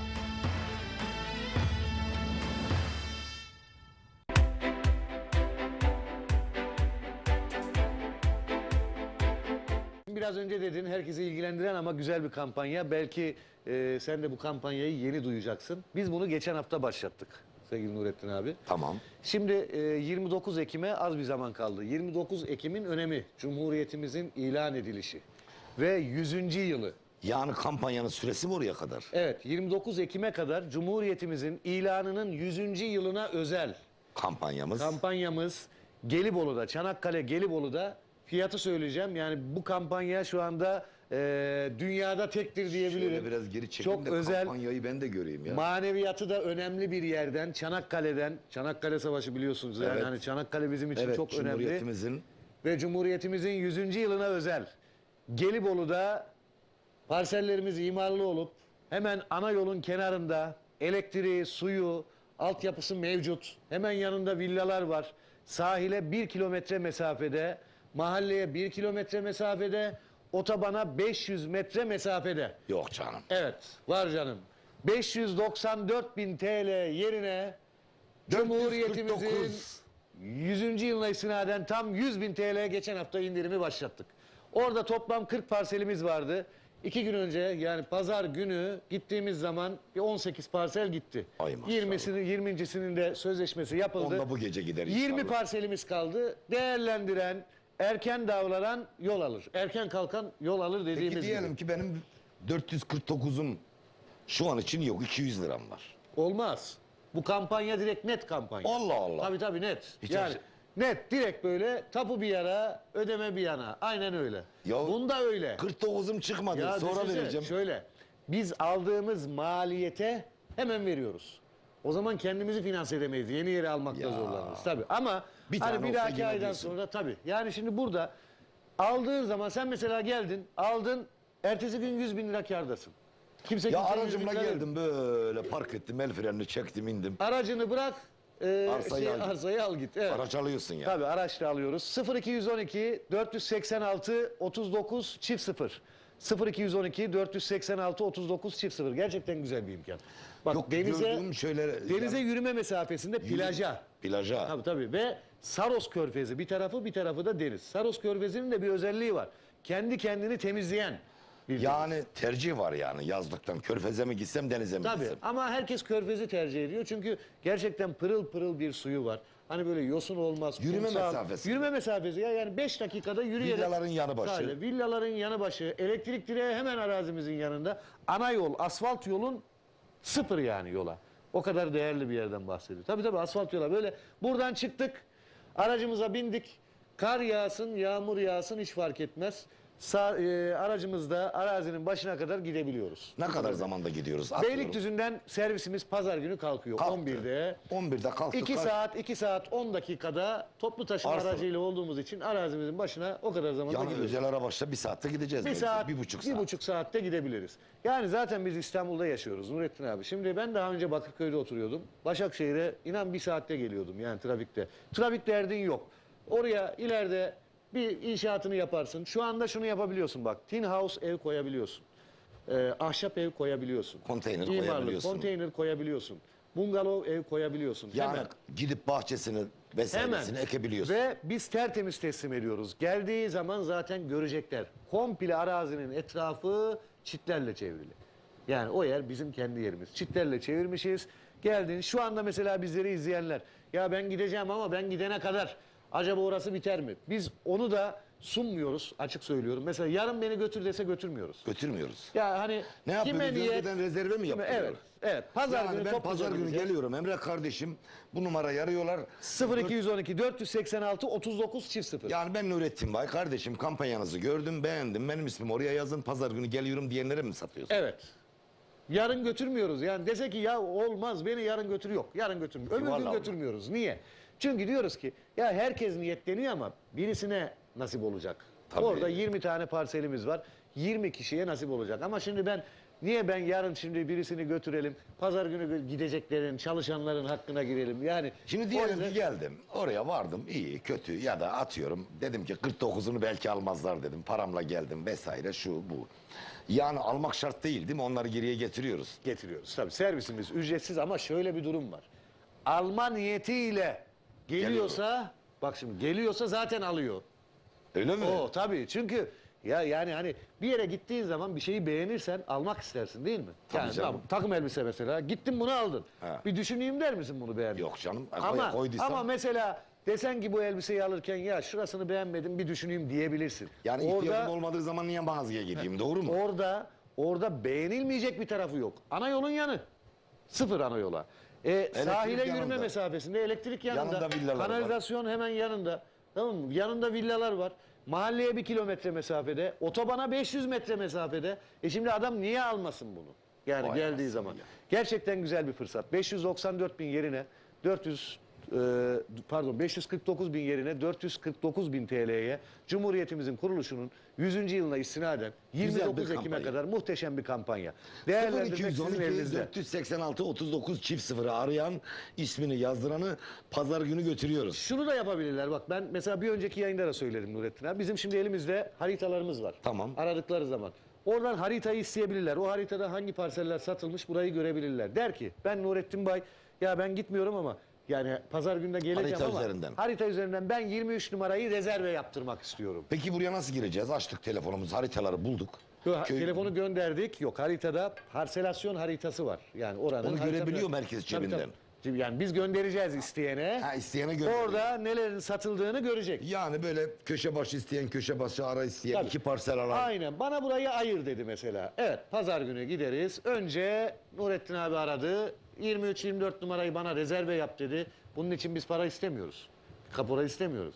Götürdük. Nurettin abi senin söylediğin yer burası. Haritadaki gösterdiğin yer. Alıyor musun burayı? Önce tapuyu alıyor. Tabii. Önce tapu masrafı da bize ait. Yok canım. Tabii. Var canım. Eskisi gibi diyorsun.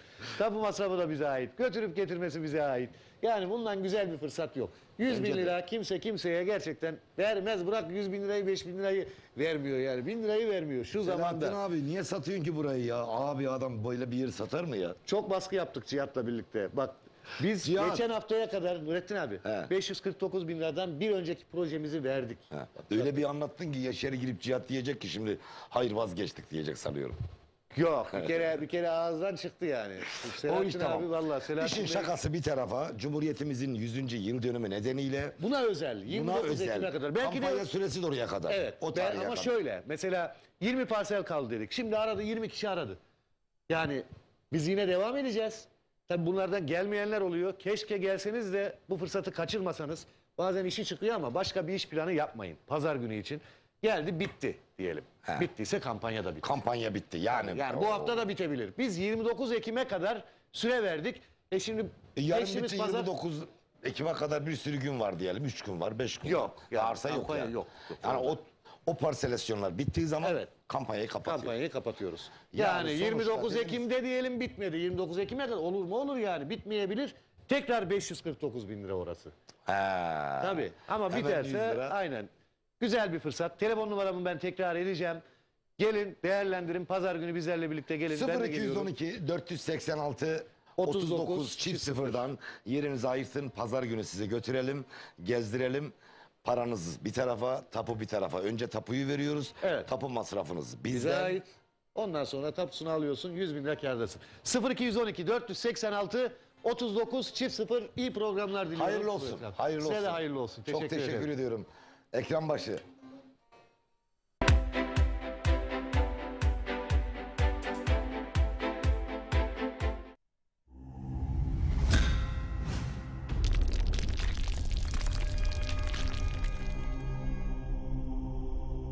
Bizi izlemeye devam edin.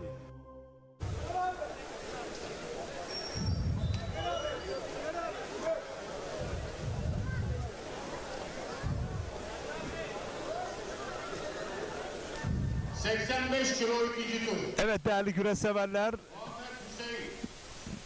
bir reklam arasından sonra tekrar aba güreşinin kalbi, aba güreşinin başkenti Hatay Yayla Dağı'ndayız. Değerli güreş severler ve alt sikletlerde mücadeleler devam ediyor. Baş pehlivanlar da birazdan çayıra çıkacaklar tekrar.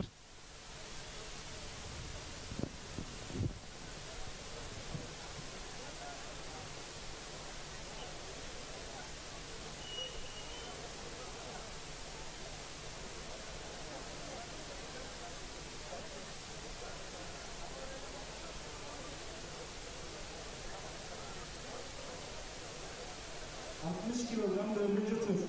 Mülkü Turan, Zafer Murat Uzun. 65 kilo 4. tur. Hasan Köseoğulları, Ahmet Çınar. Ama giymeyin çok çabuk.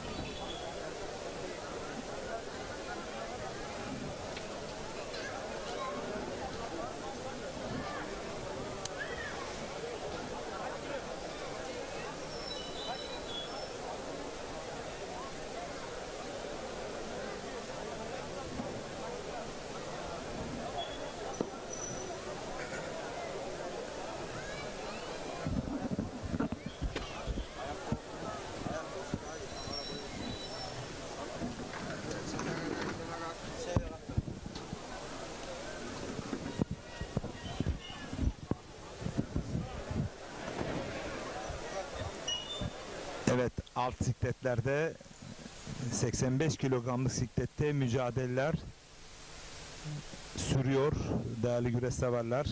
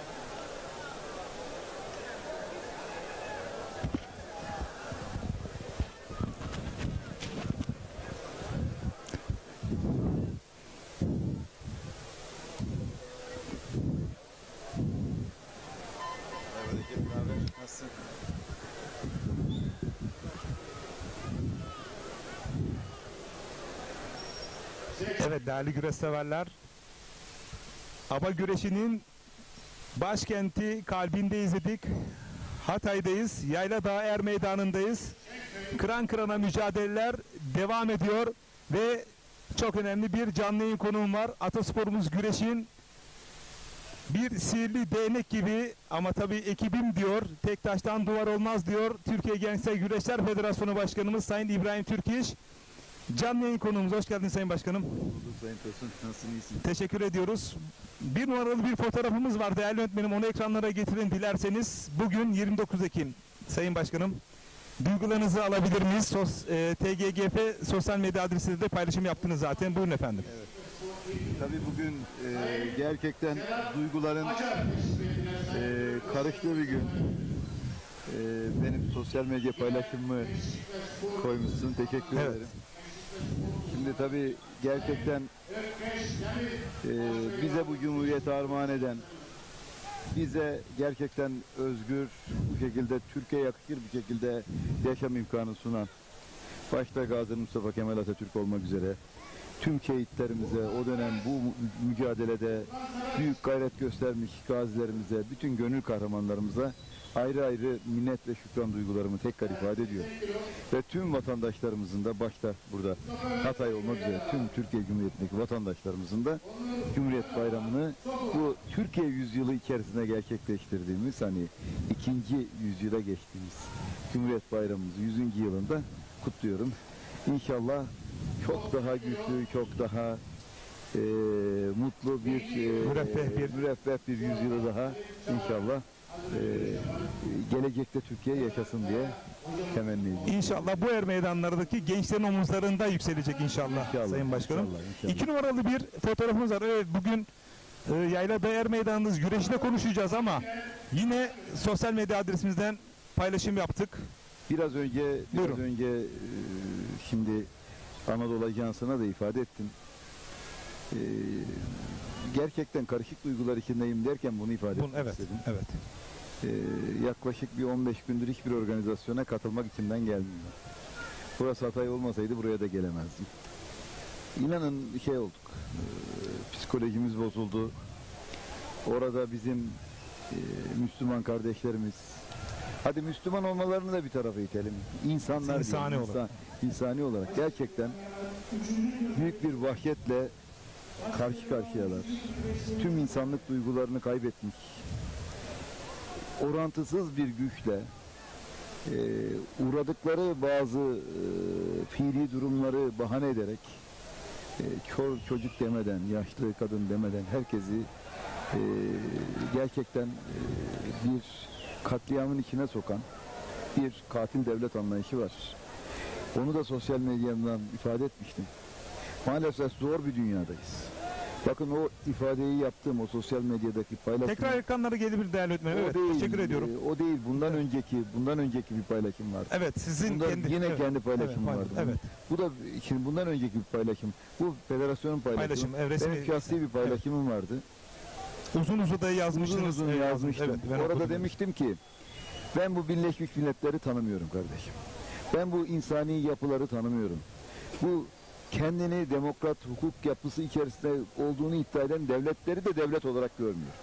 Eğer bir devlet bulunduğu yerde insanlık dışı bir katliam söz konusuysa buna Bir soykırım içerisindeyse. bir soykırımsa bizim 100 yıl önce yaşadığımız talihsiz bir olayı arzu etmediğimiz ama karşılıklı kayıpların olduğu bir olayı ülkemizin önüne sık sık ısıtıp getirip soykırım var deyip dünya üzerinde bizi sıkıntıya sokan insanlar, devletler şu anda göz göre göre milyonlarca insan öldürülmenin eşiğinde her gün üzerlerine bomba atılıyor, kimyasal silahla saldırılıyor ve bunu adeta duymazdan geliyorlar. Ve Sayın Ve kırmızı çizgimiz yok diyorlar. Dün Sayın Cumhurbaşkanımız muazzam bir mitingle halkımızla bütünleşti. Ve yine yıllardır hep diyordu ya 5'ten büyüktür Ya, dünya diye. ben artık Sanırım herkes Cumhurbaşkanımız çok güzel ifade etti ve bunun da çok ceremelerini ödedi bakın. Kaç defa gayri ahlaki şeylerle karşı karşıya kaldık. Sırf bu lafı söylediği için. One minute dediği için. Dünya 5'ten büyüktür dediği için herkesin düşmanlığını aldı. Bu vahşetten sonra Evet. dünya ülkeli liderleri sanırım Sayın Cumhurbaşkanımız o söylemeyi daha iyi anlıyorlar mı acaba? Kavradılar mı? Ben anlama gayreti içerisinde olduklarını düşünmüyorum. Anlama gayreti içerisinde olsalar şu ana kadar bu böyle bir şey devam edemez. Ben Allah hepsine ne diyeyim, ben onların, bakın dün Sayın Cumhurbaşkanımız ifade etti. Çok güzel söyledi. Şimdi Gazze'den atılan roketlerle kendini savunma güdüsü içerisinde bile olsa İsrail'deki herhangi bir sivilin de zarar görmesinden endişe duyarım dedi. İşte gerçek insani duygu buydu. Doğru Vicdani mu? duygu budur. Vicdani duygu bu. Biz İsrailli bir vatandaşın hiç günahı olmayan bir sivilin zarar görmesini ister miyiz? Biz istemeyiz. Olması gereken de tavır bu, değil mi? Tabii ki. Ama İslami, insani ve vicdani olarak. vicdani olan tavır bu. Vicdani olan tavır bu. Ama ben diyorum ki bu duygular içerisinde biz tabii bu güreş organizasyonunu bu İsrail olayından önce planlamıştık. Evet. Belediye başkanımız son derece tedirgindi. Yapalım mı, yapmayalım Sayın mı? Mehmet Yalçın. Evet. Aslında bizim organizasyonumuz. Evet, TGK faaliyet programı. Faaliyet programının ana programlarından Türkiye şampiyonası. Ama belediye ile birlikte yapıyoruz ki daha hoş olsun, daha şey olsun. Belki yağlı güreşte de bunun benzerlerini seneye görebiliriz. Bu noktada mesajlar çok vardı bugün. Bakın, benzerlerini görebiliriz. Bu bizim doğrudan federasyon faaliyeti, biliyorsunuz. Evet. Sadece belediyeyi de içimize entegre ediyoruz. Neden yağlı güreşte de bu olamasın? Olabilir. Doğru mu? Peki nasıl buldunuz Sayın Başkanım? Güreşte konuşmamız gerekiyor çünkü bu Ben durumda. geçen sene buraya geldim. Evet. Tarihteki ilk federasyon başkanı olarak buraya katılmışım. Onun da onurunu taşıdım. Bunu bilmiyordum açıkçası. Geldim buraya, dediler ki başkanım size bir şey söyleyebilir miyiz dediler. Tabii ki dedim. Buraya tarih boyunca katılan ilk federasyon başkanısınız dediler. O mutluluk Ne güzel. bize yeter. Çok şükür. Ben de dedim ki geçen sene bundan çok daha kalabalıktı. Onu size söyleyeyim. Tabii, Bunu neye bağlıyorsunuz efendim? Bir öngörünüz var mı? depreme bağlıyorum. Başka hiçbir şey değil. Çünkü ciddi anlamda Büyük bir travma. Travma var. Artı çok ciddi anlamda şöyle söyleyeyim, Hatay'da bir ister istemez bir nüfus kaybı var. Bunu göz önünde Göç var. tutmayalım. Benim burada lisanslı sporcularımızdan tutun, hocalarımızdan, hakemlerimizden biliyorum. Ya ben hani siz beni sadece yağlı güreşlerle tanıyorsunuz ama şimdi buradaki insanlarla benim çok sıcak diyaloğum var. Şimdi o insanların birçoğunun burada olmadığını biliyorum ben. Bir kısmı hala yaralı, bir kısmı hala kaybettiklerimiz var. Mesela biz geçen sene burada il temsilcisi olarak ismini gönderdiğimiz sevgili dostumuzu burada kaybettik, vefat etti. Allah rahmet eylesin, mekanı cennet. Onun da dahil oldu. Yine burada bakın, bu sene benim buraya 3. gelişim, biliyor musunuz? Bu sahaya 3. gelişim, yani şey değil. Sadece güreş vasıtasıyla da gelmiyoruz. Bir mevlüt için geldim buraya. Tekrar geldim. Deprem şehitleri için. Tabii, Evet. müze açılışı için geldim ve şimdi de güreşimiz için geliyoruz. Dedik ki evet, bu acıyı, bu travmayı atlatmamız mümkün değil. Bu acı içimizde bizim her zaman yanacak. Kesinlikle. Yaşadığımız müddetçe yanacak. Ama bir şekilde de bu insanları hayata tutundurmamız lazım. Değil mi? Yaşama tutunmaları lazım. Şimdi hepimiz mücadele verdik. Mesela depremin 4. günü biz Antakya'da Geleneksel Güreşler Federasyonu olarak Çadırımızı. şeyimizi kurduk. Çadırımızı ve sahra mutfağımızı kurduk. 3. gün Maraş'ta kurduk. 4. günde Hatay'da kurduk. Antakya'da kurduk. Yani bu hakikaten çok hızlı bir yapabildiğimizin en hızlısı buydu. Dahasına gücümüz yetmedi çünkü elimizde şey yoktu, teçhizat yoktu. Ancak hazırlattırabildik. O zaman da buradaki arkadaşlarımızla ben mümkün olduğunca görebildiğimi görmeye çalıştım. Hepsiyle ilgilenmeye çalıştık, gayret ettik. Şimdi gerçekten bu depremin yaraları hepsini çok sarstı. O nüfus dağınıklığından dolayı bir miktar şey var. Geçen seneye göre katılım azlığı var ama bu inşallah seneye... Bu geçici olacak. Geçici Allah'ın izniyle. Çünkü yolda gelirken sen de görmüşsündür. Kocaman böyle deprem konutları çıkıyorlar maşallah. İnşallah seneye bütün kaybettiğimiz canlar dışında tekrar hayat normale dönecek inşallah. Bir noktada dönmeye başlayacak. Onun hepimiz mutluluğunu taşıyacağız. Gerçekten o güzellik içinde hareket edeceğiz. Bakın karşıda gelen Şahin Bey'in yanında bir hakem arkadaşımız var bakın. Evet. Hoca. Türkiye yazıyor arkasında kökman var. Cevdet Bey kendisi. Evet, Cevdet ikinci. Bakın, ben buraya depremden kısa süre önce gelmiştim. Şimdi konuşmuştuk. Depremden 3 gün önce Cevdet'le konuşmuştum. Başkanım dedi, siz dedi hani çok şey seviyoruz. Sizin için özel dedi o sabunlardan dedi gönderiyorum dedi. 3 gün sonra deprem oldu ve ben Cevdet'e bir hafta 10 gün ulaşamadım. Merak ettim ne oldu. Sonra kızcağızının bacağı kırılmıştı. O da Türkiye şampiyonu. Çok müthiş bir güreşçi. Şimdi yavaş yavaş dönüyoruz yani. Yaralarımızı saracağız. O yüzden dedik ki evet olmasın. Hatay'da diğer güreşlerimizde artık onu ister istemez bıraktık ama burada dedik davul zurna hala erken buraya. Evet, doğru mu? şu anda zaten oturuyorlar. Biz bunu gün içinde söyledik yayında. Bu çok anlamlı. Çok anlamlı. Bu sene özel değil mi? Bunu yapmamız lazım. Bir de Gazze'deki olay da bunun için açıkçası bir sebep. Ve Hatay'daki vatandaşlarımız inanın diyorlar biliyor musunuz? Hani şu anda kendi acımızı unuttuk diyorlar o Gazze'deki yaşanan sıkıntıdan. Ne kadar bir büyüklük değil mi bu? Kesinlikle. Ne kadar bir büyüklük, ne kadar büyük gönül zenginliği. Ne kadar büyük bir gönül zenginliği. İnşallah olacak. Çok daha güzel olacak. Hani ben hani yağlı güreşlerde yani yağlı güreşte özellikle izleyicisiyle, seyircisiyle çok sıkı ve yakın diyalog kurmuş bir federasyon başkanı olarak bana hep sorardınız ya, hep soruyorlar, sen de soruyorsun. Ya başkanım bu seyircinin sevgisini, ilgisini neye bağlıyorsunuz diye. Ben de size bir şey söylüyordum hatırlarsan. O sevgiyi gidin ve siz Hatay'da görün demiştim. Evet, hatırlıyor musunuz? Hatırlıyorum. Evet. Haklıymış mıyım şimdi? Evet, gördün kesinlikle. şimdi yani burada insanlar gerçekten çok büyük bir güreş sevgisi içerisindeler. Ve bayanlar burada, çocuklar burada, ailesini alan gelmiş. Yani Evet. tarifi imkansız. Ayrıca gelen mesajlar çerçevesinde Sayın Başkanım, hiç olmadığı kadar bu yıl kara kucak, kısa şalvar ve en sonunda ilk kez ekranlarda aba güreşini izliyoruz dediler. Bu sizin ayak sesleriniz ve ekibinizin ayak sesleri. Ve Ben de ilk kez 9 yıldır aba güreşini anlatıyorum. İlk kez. Seneye inşallah tam bir müjde olmasın da çalışmasını yapıyorum. Peki Sayın Başkanım, bu başarabilirsek. Bu bizim eksikliğimiz mi yoksa sizin geç kalmış olmanız mı? Yani daha bir yıl oldu ama daha önce başkanlarımız da bu aba güreşi de bizim, kısa şalvar da bizim, kara kucak da bizim. Biz yöneldik hep yağlı güreşe. Basın olarak ben de öz eleştiri yapıyorum. İlk kez bir aba güreşini ekranlarda anlatıyorum. Dolayısıyla geç kalınmış bir adım olarak mı değerlendirirsiniz? Nasıl değerlendirirsiniz? Şimdi şöyle söyleyeyim. Şimdi aba güreşi, şalvar güreşi, kuşak güreşi biliyorsunuz. Bunlar Güreş Federasyonu'nun bünyesinde olmayan kurulduğu güne kadar geleneksel sporlar, Türkiye Geleneksel Spor Dalları Federasyonu'nun bünyesinde olan bir güreş dallarıydı. Şimdi daha önceden Güreş Federasyonu'nun içerisindeydi. Türkiye Geleneksel Spor Dalları Federasyonu kurulunca tekrar bu dallar oraya bağlandı. Kara kucak ve yağlı güreş yine Güreş Federasyonu'nun bünyesinde. Evet. Şimdi şöyle bir şey.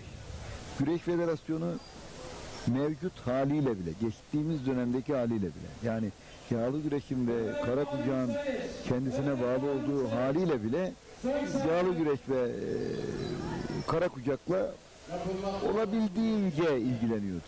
Yani esas büyük ana faaliyet korunu minder güreş olarak Uluslararası alan değerlendirdiği için oldu, evet. bunu da ben normal karşılıyorum. Çok normal. Kimseyi de eleştirmek için söylemiyorum. Belki ben olsam da benzeri olabilirdi. Çünkü uluslararası bir mücadele var, şey var, bunun içerisinde bir yoğunlaşma var. o yoğunlaşmanın içinde bunların öngörülememesini ben doğal karşılıyorum. İşin öyle olunca devlet aklı bu konuya el koydu. Dedi ki bu olması gereken, madem bu geleneksel bir yapı, bu geleneksel yapıyı Geleneksel Spor Dalları Federasyonu'nda da niye orası yapmadı diyeceksiniz. 30 tane kol var. Bir tane, iki tane. Tabii ki 30 tane kol var. Her biri birbirinden. O da kolay değil yani 30 tane dalı bir arada tutmak, şey yapmak. Devamlı orada da Hakan Kazancı Başkanım çok mantıklı ve makul bir düşünceyle branşların kendi branşları içerisinde ayrılmasının daha doğru olacağını biliyorsunuz. Kolay kolay kimse bunu yapmaz. Kendi bulunduğu alanı kaybetmek istemez. O tam tersine bunun branşların ayrılmasının doğru olacağını söylemiş. Kendisine de teşekkür ediyorum. Ve daha sonra Cumhurbaşkanımızın, Sayın Cumhurbaşkanımızın takdirleriyle evet. Ve bu Türkiye Geleneksel Güreşler Federasyonu kuruldu biliyorsunuz. Biz de buraya bu yoğunluk içerisinde bu görevi üstlenmemiz rica edildi bizden. Ve biz de tabii bu duygularla ciddi bir teveccühle karşılandık. Karşılanmasaydık aynı duyguyu sağlayamayabilirdik. Oy birliği gibi bir şeyle seçildik. Hatta bazen diyorlar ya bu kim atadı bu adamı, nereden? Ya kardeşim buranın ciddi bir delegasyonu var. Bu delegasyonun sadece %10'luk kesmi devletle ilgili. %90'ı kulüpler ve Türkiye'nin dağılmış bütün yapılarıyla ilgili. Bu adam oy birliğiyle seçilip gelmiş. Doğru mu? Kolay bir şey değil. Yani çok rastlanır bir şey de değil. Yani. O yüzden ve bu kadar zor bir ortamda. Bu kadar zor bir ortamda değil mi? Bu kadar bölünmüşlerin olduğu bir ortamda. Farklı farklı görüşlerin olduğu bir ortamda oy birliğine yakın bir oyla seçilmiş gelmiş. Şimdi biz de bunun ağırlığını açıkçası üstümüzde hissettik. Sorumluluk olarak. Zorluğunu da değil mi? Zorluğunu da ağırlığını da hissettik. O eşiği atlattık mı başkanım? Nasıl? O zorluk eşiğini atlattık mı? Çoktan atlattık. Hiç merak etme. Yani sadece şu var. Bir adaptasyon zorluğu çektik. Kabul edelim. İnkar etmeyelim. Ben hiç yalan konuşmam. Hiç politikte konuşmam. Beni tanırsın. Sebebi de şu. Çok açık sözlü olmam. Çok net olmam. Herkesin telefonuna çıkmanız. Herkesin telefonuna çıkmam. Doğru mu? Çok doğru. Kimsenin telefonundan kaçmamam. Yoldaki çocuk da arıyor beni. Herkes arıyor yani. O yüzden yağcısı da arıyor, yazgırı da arıyor. Şimdi. Ama da arıyor. En sonunda şunu demeye başladım sevgili Tosun. Dedim ki kardeşim bak beni arayın. Dertlerinizi ifade edin. Ama bu dertlerin birinci dereceden ifade edilme alanı burası değil. Sizin kurumlar var. Kurumlar var. Tabii. Biz federasyonumuzu kurumsallaştırdık. Yapıları var. Bunları aradınız mı? Aramadık başkan. Bunları arayıp sizi de ilgilenen yoksa kapım açık. İşte doğru devlet aklı yöneticisi mi bu? Benim bütün bu birimlerle görüşüp de sizinle olması gerektiği gibi ilgilenmiyorlarsa kapım açık. Bir suistimal varsa kapım açık. Yanlış varsa kapım açık. Haksızlık varsa kapım açık. Doğru mu? Ama o kurumları yok sayıp da direkt tepedenilme. Onları itibarsızlaştırmış. Böyle bir şey olabilir mi? Şimdi siz de bizim yayın kurulumuzun üyesisiniz. Şimdi orayla ilgili bir yapı varken hiç oranın kendi içinde iş değerlendirme yapmadan küt diye bana gelse ne düşünürsünüz? Hoş olmaz değil mi? Kesinlikle. Tabii ki nihai kararı ben vereceğim ama önce bir alttaki birimlerimizin görüşlerini bilelim. Onlar ne değerlendirme yapıyorlar? Onları bir ortaya koyalım değil mi? Değerli öğretmenim 4 numaralı bir fotoğrafımız var. Onu ekranlara getirelim. İslami, insani ve vicdani değerlerden bahsettik Sayın Başkanım. Çayır hakemimiz Muammer Erçelik hafta içerisinde bir beyin kanımızı ve hemen siz üzülerek paylaştınız. Evet, desteğinde bulundunuz. Muammer Bey kardeşimize tekrar Rabbimden acil şifalar diliyorum. Daha önce de bir benzer bir rahatsızlığı yaşamış, atlatmıştı. İnşallah bunu da atlatacaktır. Hiç ayrıştırmayan bir profil ortaya koyuyorsunuz. İnsani yaklaşımla. Bak biraz önce Sayın Ahmet Taşçı büyüğümüz geldi. Bizi çok zamanında sert eleştirdi ama sevgiyle kendisini karşıladık. Hatta dedim bir şey geldi, aradım geçen gün kendisini. Başımızın tacı olursun, gel dedim. Çok mutlu oluruz. Onur duyarız. Doğru mu? Sen çok büyük hizmetlerin oldu güreşe. Hepimizin hayranlıkla izlediği bir kişiydi zamanında. Doğru mu? Cumhuriyet tarihin efsane Tabii ismi. canım, hiç tartışmaz. Bak yönetimle anlaşamadığımız konular olabilir. Ayrıştığımız Ayrıştığımız konular zaten olabilir. farklılıklar Tabii, güzellikler tabii aslında. de ama netice itibariyle o bizim gözümüzde bir efsane. Güreşçi olarak, pehlivan olarak bir efsane. Doğru mu? Kesinlikle öyle. Çok büyük başarılar göstermiş bir efsane. Biz onu geçmişini saygıyla alkışlıyoruz.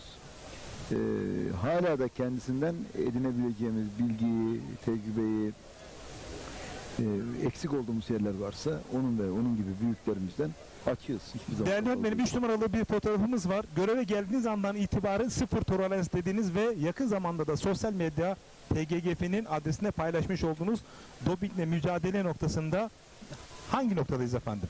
Buyurun. Şimdi şöyle söyleyeyim. Bir kere bir yanlış algı var. Doping testlerinin, dopingle mücadelenin sanki federasyonun doğrudan kendisinin yaptığı bir olgu gibi bir yanlış bilgi var. Birçok sporcumuzda da var, halkımızda da var. Geçenlerde sosyal medyadan bir vatandaşımız kötü niyetli değil, iyi niyetle bana da bir eleştiri yapmış. Demiş ki o cümlelerden ben onu anlıyorum, iyi niyetli olduğunu. Ya bu dopingle mücadelede kimse çok ciddi bir mücadele yapmadı, buna şey dahil demiş. İbrahim Türk İş Başkanı da maalesef dahil demiş. Aslında bizi farklı görüyor demek ki bu ifade eden cümleden anlaşılan bu. Tabii ki.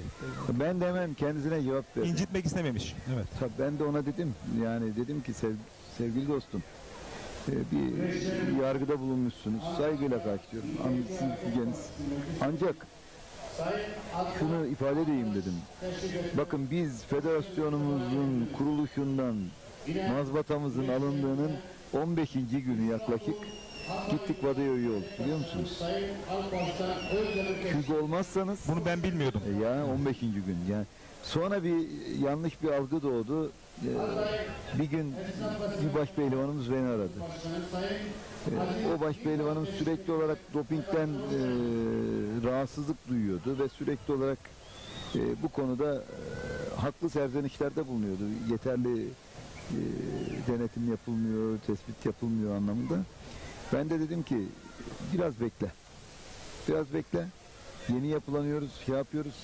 Hatta dopingle mücadele komisyonuna bizim 6-7 kez başvurumuz var. Lütfen daha sert ve daha ciddi şey istiyoruz. Daha sık. Sık denetim istiyoruz diye. Sürekli başlarını ağrıtıyorum sürekli ama onların da elinde olmayan bir takım teknik problemler var. Prosedürler yani. ya da. Evet, tamamen. Bakın. Şimdi o arada bu yanlış anlaşılmış ve şöyle bir algı doğmuş. Acaba biz yağlı güreş, geleneksel güreşler federasyonuna girdiği için doping mücadelesi kapsamının dışına mı çıktı gibi. Beni bir pehlivanımız aradı, bunu sordu. Ya başkanım böyle bir şey mi var? Yok dedim ya. Söyledi. Biz 15. gün gittik şey yaptık. Evet, taraf olmasaydık o dopingle mücadele testini yapamayabilirdi ilgili kurum. Benim devletimin taraf olduğu bir konuda, Türkiye Büyük Millet Meclisi'nin onayladığı bir konuda, doğru mu? Bizim taraf olmamamız gibi, dahil olmamamız gibi bir tabukluk olabilir mi? Gayri ciddilik olabilir. Hemen gittik, biz dedik ki biz şey yapmak istiyoruz. Dopingle mücadele kurumunun gönüllü olarak otoritesinin altına girmek istiyoruz. Demeseydik bakın hiçbir şey yapamazlardı. Ne demek istediğimi anlatabildim mi? Bakın biz o dönem bunu dememiş olsaydık daha sonra olanlar oldu biliyorsunuz. Bizim dönemden önce olup da sonraya sarkan. O olaylarda biz hiçbir şey yapamazdık. Bak açık konuşayım. Ama biz daha kaç ay önceden gitmiştik. Çünkü bunu yapmak zorundasın. Aslında bu da bir yöneticilik öngörüsü. Tabii gittik biz bunu protokol imzalamıştık doping vadayla. O anlamda bir aramızda tam bir mutabakat söz konusu. Ama şöyle söyleyeyim, bizim şöyle bir maalesef talihsizliğimiz var. Spor olarak bunun bilinmesi lazım. Bizim bütün sporcularımız aynı gün, aynı anda, aynı sahada neredeyse mücadele ediyor. Diğer spor dallarından farklı olarak. Evet. Bunu neden söyledim? Yani bizim yağlı güreşte özellikle 1000 küsür tane sporcumuz geliyorlar sahaya. Aynı sahada aynı gün mücadeleye başlıyorlar. Dopingle mücadele dediğiniz test prosedürü düşünüldüğü kadar kolay değil. Bir sporcunun bile doping testi yaklaşık 45 dakika, 1 saat alabilen sürece uzanabiliyor. O yüzden insanlarımız şunu bilmiyor. Basitçe alıp omzuna batırıp kan aldım gibi bir şey değil bu. Yani her bir sporcunun ayrı ayrı belli gözetim odasında, belli şartlar altında, belli bir dikkat altında özel olarak bu prosedüre girmesi gerekiyor. O yüzden de bütün sporcularımızın aynı anda, aynı koşullar altında bunun içerisine girmesi mümkün değil. Mümkün değil, genele yaymak durumunda. O yüzden içinden seçmeler yapmak zorunda kalıyoruz. Evet. Ha biz bu sene lig güreşlerimizin üçünde, Kırkpınar'da ve Elmalı'da yaptık. Doping testlerimizi yaptık. Yeterli mi? Yeterli değil. Ama ben bütün taleplerimi ortaya koydum. Bir noktadan sonra Dopingle Mücadele Komisyonu'nda kendi imkanları çerçevesinde, çünkü bir tek güreşe... Kendi takvim içerisinde gelip dahil olması gerekiyor. Takdir edersiniz, orası da bir tek Türkiye Geleneksel Güreşler Federasyonu'na muhatap bir kurum değil ki, Türkiye'deki bütün spor dallarıyla muhatap. Aynı anda yüzlerce ayrı spor dalında kaç tane yerde doping testi yapılıyor. Ellerinde bakın kendi imkanları çerçevesinde en yükseğini yaptılar. Bakın. Biz de onlara dedik ki kardeşim gelin, hiç yapmayın. Otellerinizi biz karşılayalım. Tam da bunu soracaktım. Maliyet noktasında yük GGF'de mi kendilerinde mi efendim? Şimdi burada da bütçeyi onlar devletten alıyor aslında. Ama biz işlerini kolaylaştırabilmek için gelin, sizin konaklamanızı, biz yardımcı olalım. Biz size, İmkanlarınızı da biz size sağ olsunlar. Bir iki kere dedim ben, yani o çünkü planda olmuyor. Biz karşılayalım. Yeter ki gelin. Evet. Ondan sonra onlar da dediler, teşekkür ettiler. Çok iyi niyet onlar da, ama bir noktadan sonrası insan gücüyle sınırlı. Tabii ki. Oradaki insan gücüyle sınırlı. Ne yapıyoruz? Bir müsabakada maalesef belli sayıda ancak güreşçimize yapılabiliyor. Test yapılabiliyor. O da sanki işin istenildiği gibi, ciddi tutulmadığı gibi yanlış bir algıyla bizi karşı karşıya bırakıyor. Bunu da çok iyi cevapladınız bence. Biraz uzun oldu ama gerekliydi demek ki. Bu çünkü çok mesajlar geliyordu bu konuda. Değil mi? Yani bunu vatandaşlarımız böyle anlasınlar.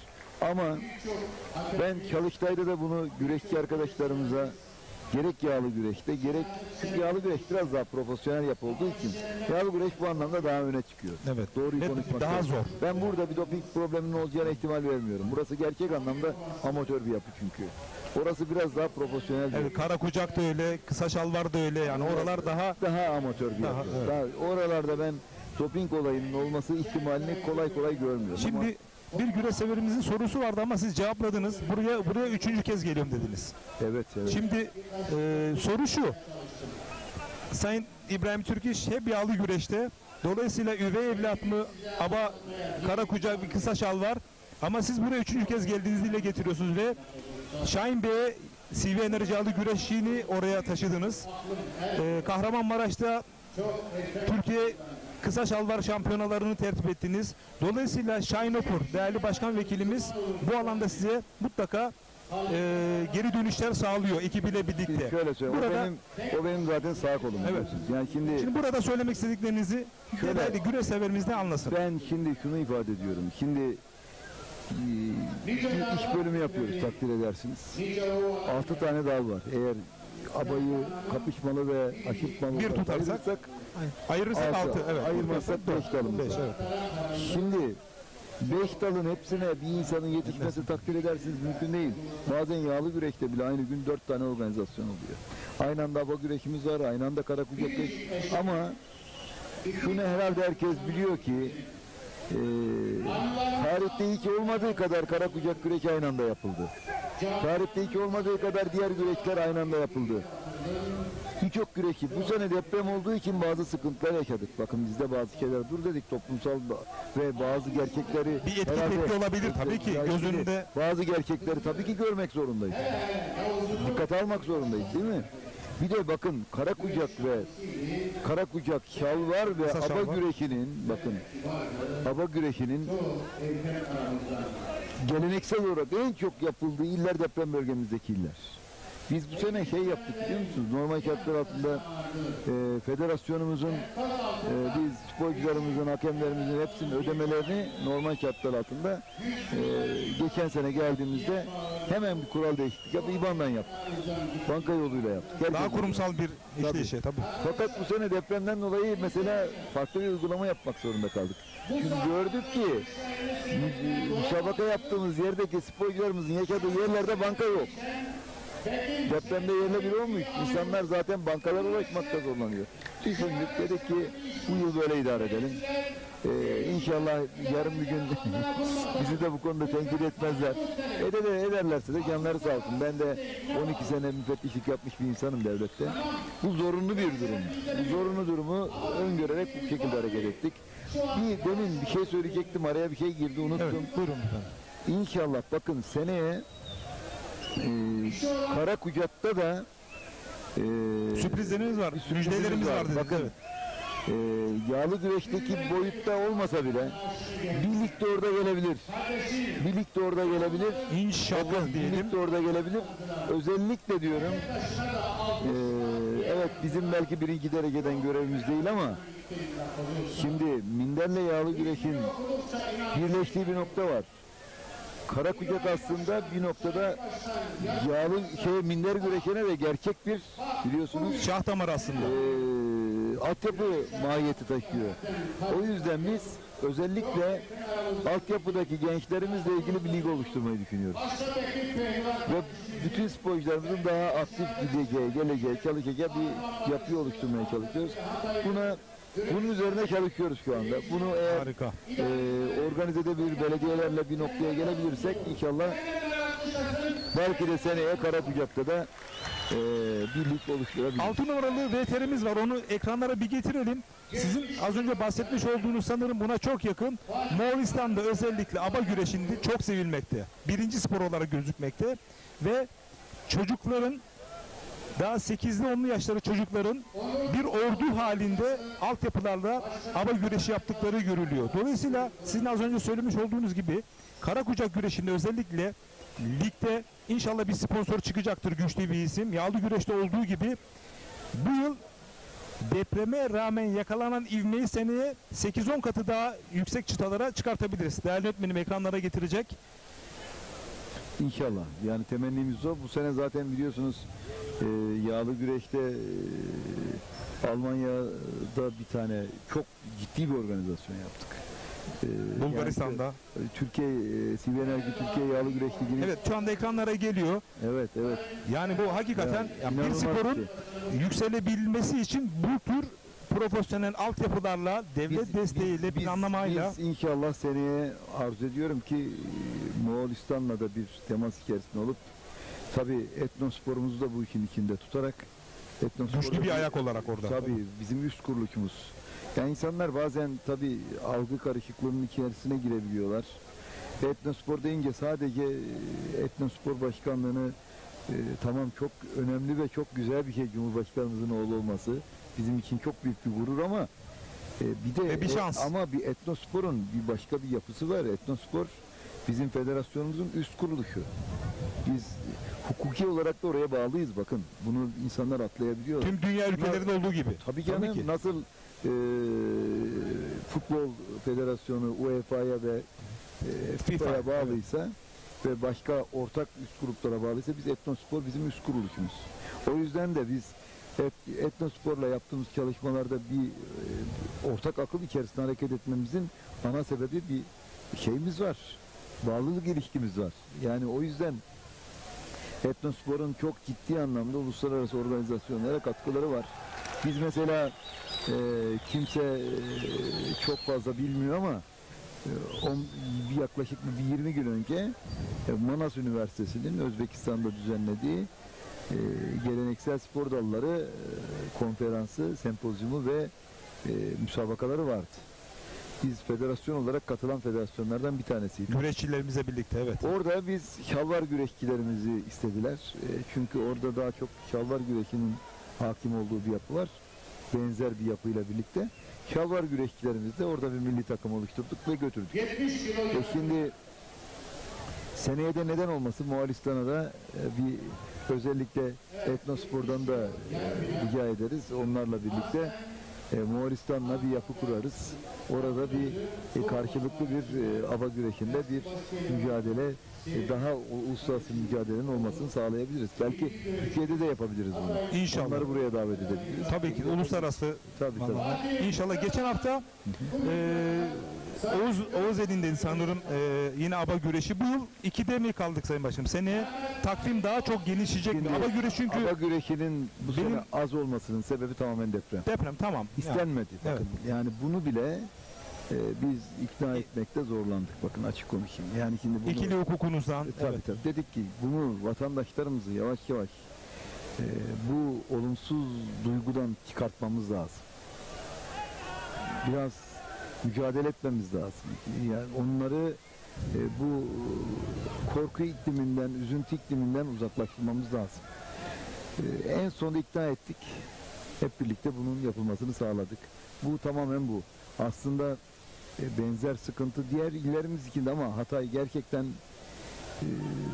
çok ciddi bir travma yaşadı. Yani. Evet. Gerçekten. Maraş'ımız da çok ciddi bir travma yaşadı ama orada yapabildik, yapabildik. Burada da yapmış olduk. Şükürler olsun. Hani bu güzellikler insanların üzüntüleri unutmasına vesile oluyor. Evet, o atmosfere bakıldığında evet. Zaten bir güreş ağası Elif Boynar. Beraber oturdunuz. Evet, o da çok değerli bir hanımefendi. Gerçekten içeri girerken ben açıkçası yöresel bir genç bayanımız diye düşündüm. Kızımız şeyimiz diye düşündüm. Hanım ağamız. Ama hanım ağamızmış. Evet. Çok memnun oldum. Açıkçası 10 yıl daha devam ettireceğim dedi. Söz verdim dedi. O da çok güzel bir duygu. Önemli bir iş insanımız. Önemli bir grubun ferdi. Temsilcisi burada. Türkiye'de ciddi bir grubun temsilcisi. Onlara da ben hem kendisine hem ailesine hem şirket grubuna teşekkür ediyoruz. Ayrıca için. Sayın Başkanım son olarak veda edeceğiz.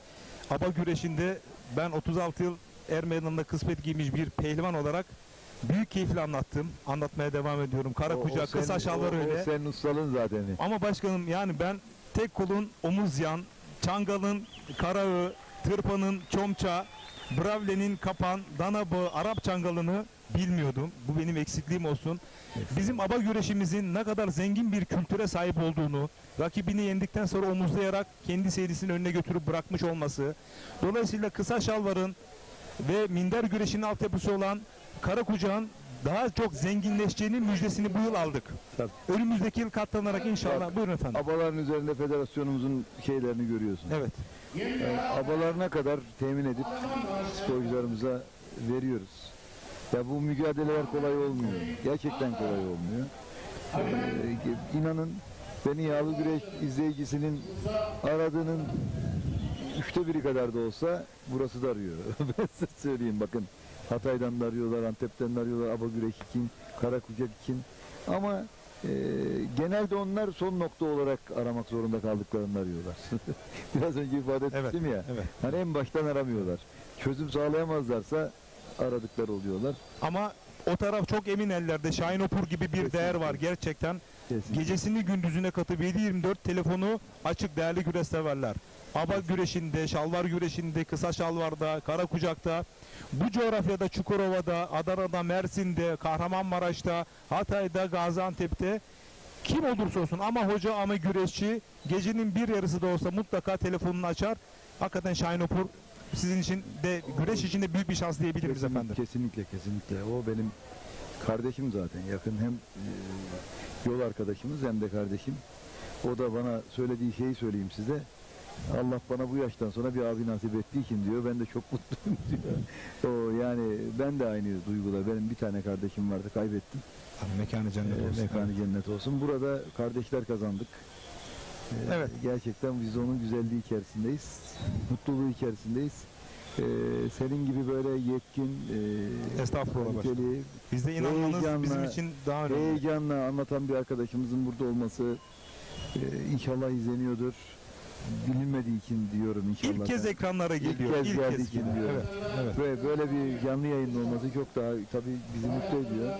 İnşallah bu devam edip gidecek. Edecek. Değerli büyüklerimiz de takdir ettikleri süreci son Cumhuriyet 29 Ekim son olarak o şekilde veda ediyor. Evet, Tekrar buyurun.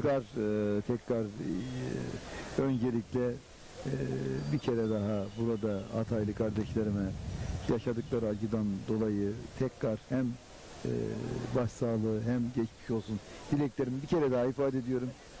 İnşallah geleceğe çok güzel bir şekilde adım atacaklar.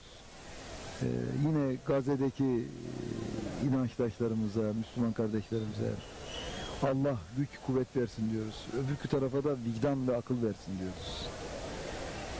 Ve son olarak da gerçekten bizleri bu şekilde huzurla, güvenle, mutlulukla yaşatan Cumhuriyetimiz için iyi ki var diyoruz. İyi ki Cumhuriyetimiz var diyoruz. Hepimiz bakın Cumhuriyetimiz sayesinde görüşümüzü ortaya koyabiliyoruz. Sistemlere katkı sunabiliyoruz. Yönetimlerimizi belirleyebiliyoruz. Alışılmış şekilde konuşmayayım da daha farklı. Hepimiz bir şekilde devlet yönetimine ifademizi ortaya koyabiliyoruz. Kesinlikle öyle başkanım. Yönetimlerimizi belirleyebiliyoruz.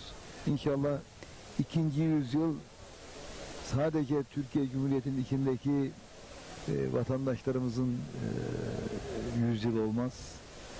Türkiye Cumhuriyeti'nin dünyaya tam anlamıyla damgasını vurdu. Türkiye yüzyılının gerçekten bir mühür gibi dünyaya vurduğu bir yüzyıl olur. Ve ben buna çok inanıyorum. Olacağın işaretlerini şu anda görüyoruz zaten. Başladı.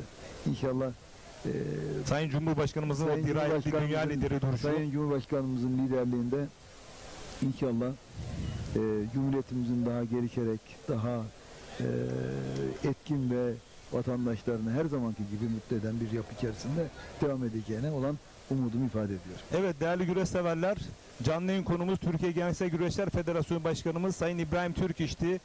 Büyük Önder Mustafa Kemal Atatürk ne dedi?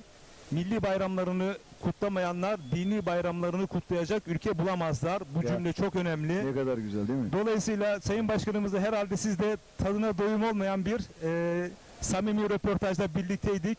Atasporumuz güreşin tamamını, içeriğini konuştuk. Gönlüne sağlık, yüreğine sağlık, protokolde de onu da bekliyorlar. Bize fazlasıyla vakit ayırdı. Gönülden teşekkür ederiz efendim. Sağ olun, var olun. Sağ olasın. Evet. Özlemiş sohbet etmeyi de uzun sohbet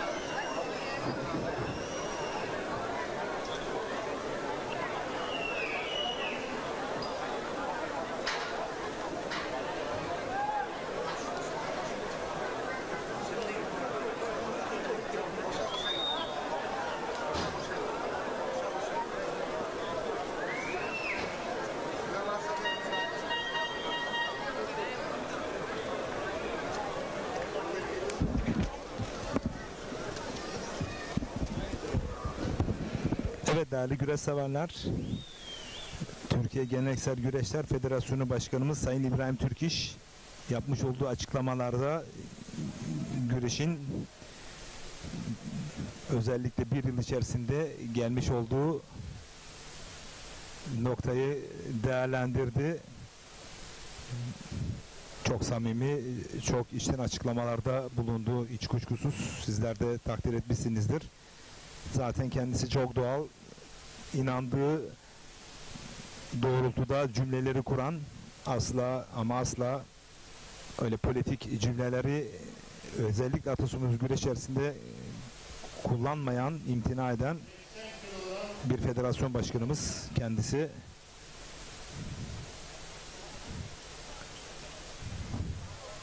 Evet.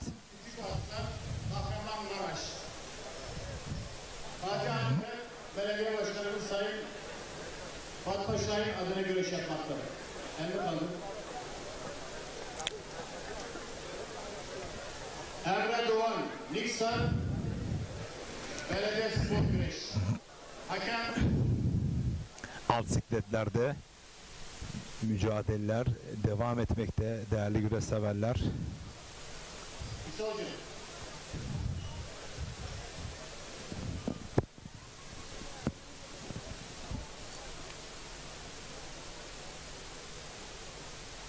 Cevdet Hocam. Cevdet Hocam. Cevdet Hocam. Cevdet Hocam. Cevdet Hocam.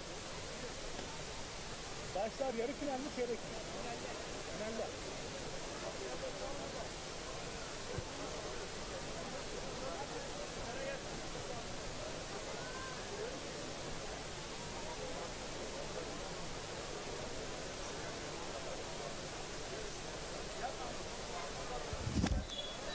Cevdet abi.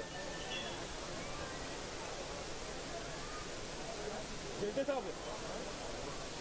Cevdet abi. Finalist kim başta? Final.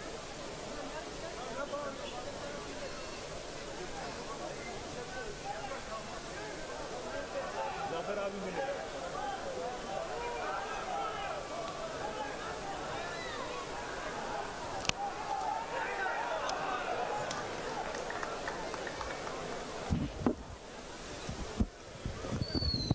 Evet, net bir galibiyet daha değerli güreş severler.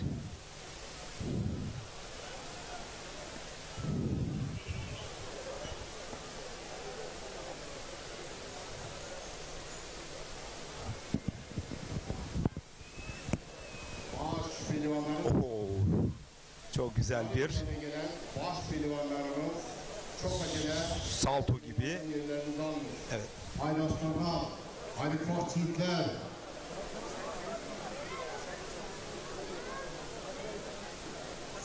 İsa Göçen, Enes Bandırma, İbrahim Güneş, Seyfullah Özdemir. Her meydanında Eûzü besmeler ve dile abalar beyler.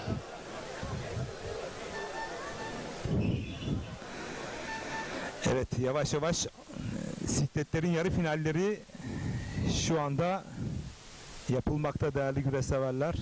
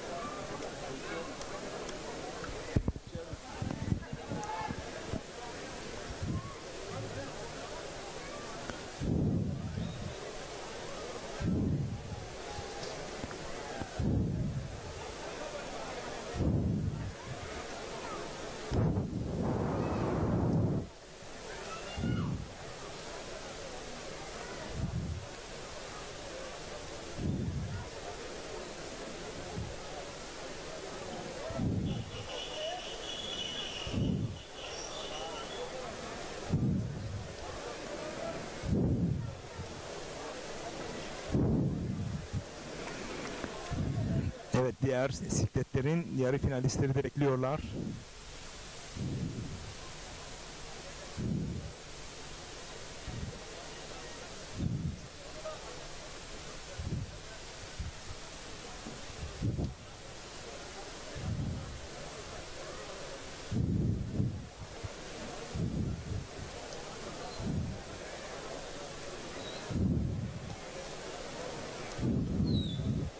Evet, sayın seyirciler. Yapılmakta olan hava güreşi Türkiye Şampiyonası'nda Sayın Belediye Protokolümüzü şu an teşrif ettiler.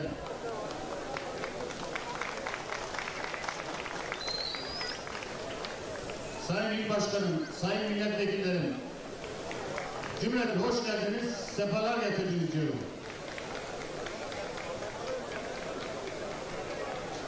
Belediye başkanlarımız, cümleten hoş geldiniz, sefalar getirdiniz.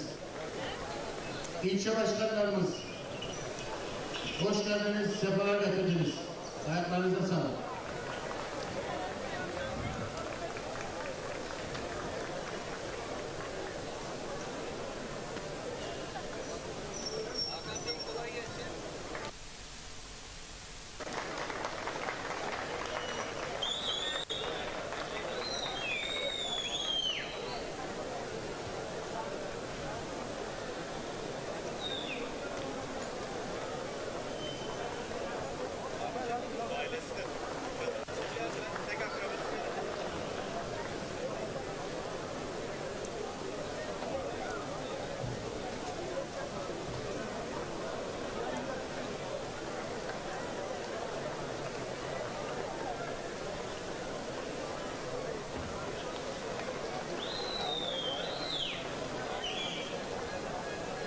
Sayın Başkanlarım, Sayın Vekillerim, şeref verdiniz, hoş geldiniz, sefaya getirdiniz.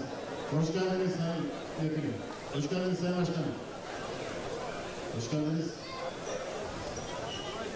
Hoş geldiniz Başkanım.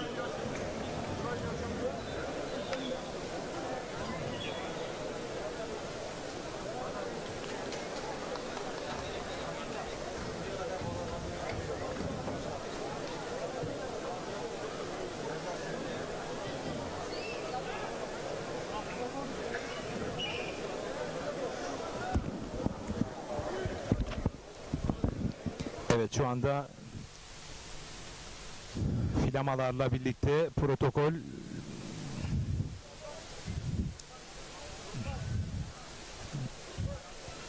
teşriflerini buyurdular.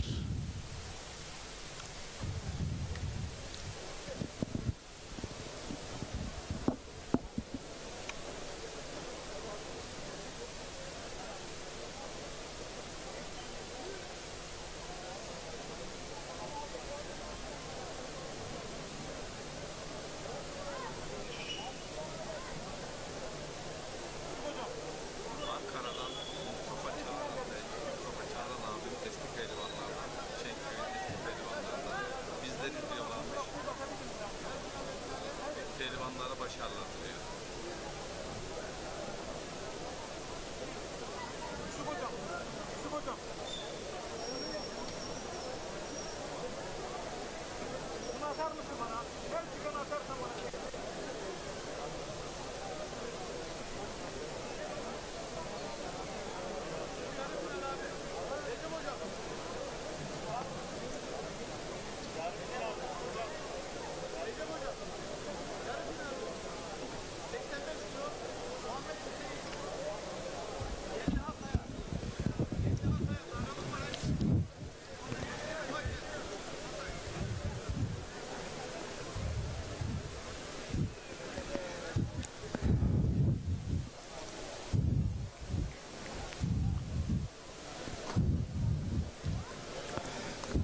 Evet, protokol şu anda, evet, mücadele 85 kilogram bisiklette yarı final.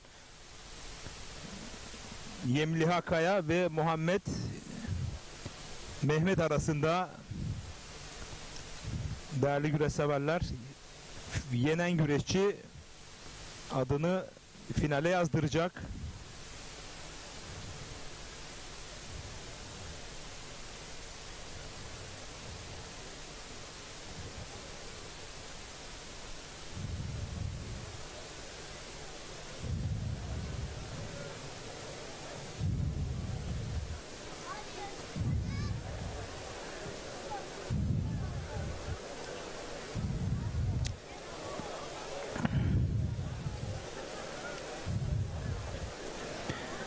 burası aba güreşinin başkenti Hatay Yayladağ değerli güreş severler. Ekranda görmüş olduğunuz mücadele 85 kilogramlık sikletin yarı final mücadelesi. Yenen güreşçi adını finale yazdıracak. Aba güreşi Büyükler Türkiye Yemliha Kaya ve Muhammed Mehmet arasında. AK Parti Hatay İl Başkanımız Sayın Evet. Öztürk. Evet. Sayın Başkanım hoş geldiniz, sefere getirdiniz. Milliyetçi Hareket Partisi İl Başkanımız Sayın Mehmet Fevzi Altay teşrif ediyor. Hoş geldiniz Sayın Başkanım. AK Parti Hatay Milletvekilimiz Sayın Abdülkadir Özel. Evet, şu anda da ekranlara geldi. Milliyetçi Hareket Partisi Hatay Milletvekilimiz Sayın Lütfü Kaşıkçı. Hoş geldiniz. Güreş severlerimiz mesajlarını yolluyorlar. Saadet Çoban ve Beyza Çoban Cumhuriyet Bayramı'nda atasporumuz aba güreşi takip ediyorlar. Kendilerine teşekkür ediyoruz. Sayın Fatma Gül Çalık hanımefendi hoş geldiniz. Reyhanlı Belediye Başkanımız Sayın Mehmet Hacıoğlu. Evet, mücadele kızıştı. İki çayır hakemi de Antakya Belediye Başkanımız Sayın İzzettin Yılmaz. Hoş geldiniz, şeref verdiniz. AK Parti Antakya İlçe Başkanımız abalarından güçlü bir şekilde tuttukları yerden bırakmak istemiyor. İki pehlivanımız da. Milliyetçi Hareket Partisi Antakya İlçe Başkanımız Sayın Metin Taşçı. Hoş geldiniz Sayın Başkanım. Milliyetçi Hareket Partisi Altınözü İlçe Başkanımız Sayın Adem Türk. Hoş geldiniz. Şu anda sürüyor rakibini ve güreş alanının dışına kadar taştı mücadele.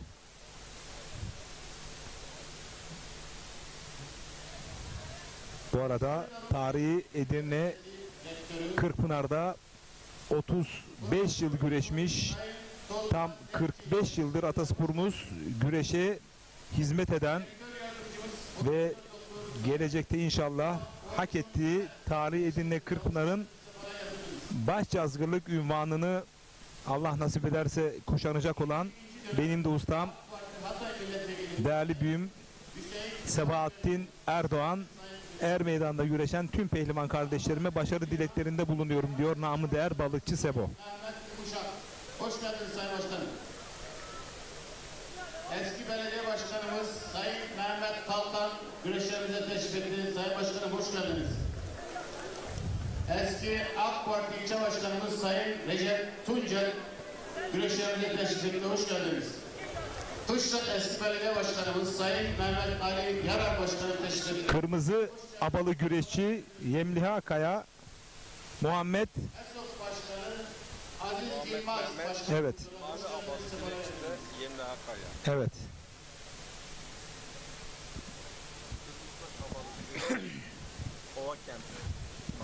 Evet, Yemliha Kaya'da Kahramanmaraş'tan 85 kilogramlık sikletin yarı finali. Değerli güreş severler. Artık yarı finallerdeyiz. Birazdan da finaller başlayacak. Güreşin kalbi Ekin Türk TV ekranlarındasınız değerli güreş severler.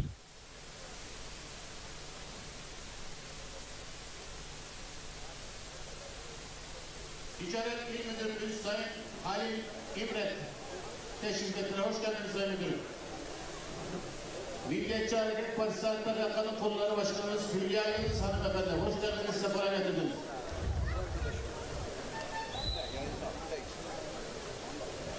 Mustafa Gazioğlu Antalya selam iletti. Şu an sana canlı yayında seni izliyormuş.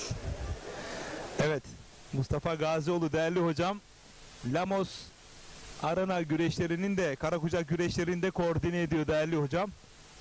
İyi yayınlar dileklerinde bulunuyor. Selam, saygı ve hürmetlerimi yolluyorum Mustafa Gazioğlu hocama. Abdullah Kılıç teşrif ettiler. Hoş geldiniz.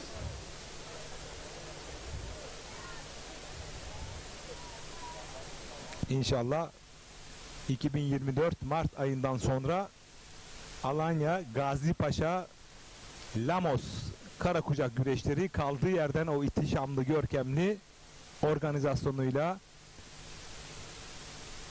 değerli Mustafa hocam da katkılarıyla kaldığı yerden devam edecek.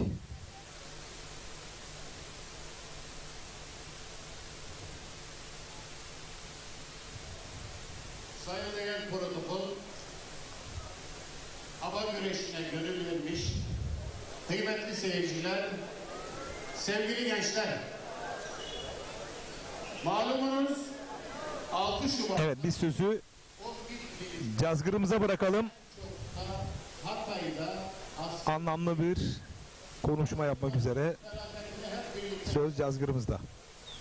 6 Şubat Pazartesi günü sabaha karşı ezan sesini beklerken kulakları sağır edercesine bir gürültüyle uykumuzdan uyandık. Yağmur sesi, gök gürültüsü, ağıt sesleri, yardım çığlıkları, aman Allah'ım, sanki kıyamet kopuyordu. O korkunç anda kimi anne diye, kimi baba diye, kimi çocuklarım diye, kimi eşim diye feryat ederek dışarı çıkabilenler gece elbiseleriyle, kimi ayakkabısız bir vaziyette gecenin karanlığında dışarı fırladılar.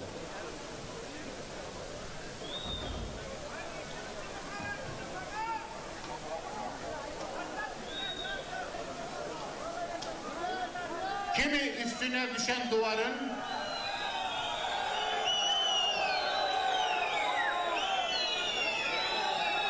arkadaşlar,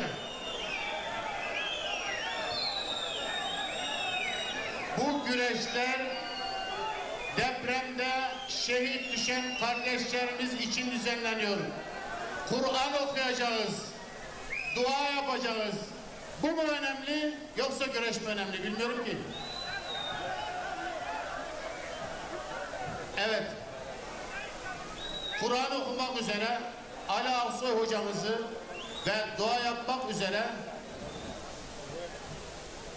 İl Müftümüz Sayın Mevlüt Topçu hocamı ben buraya davet ediyorum.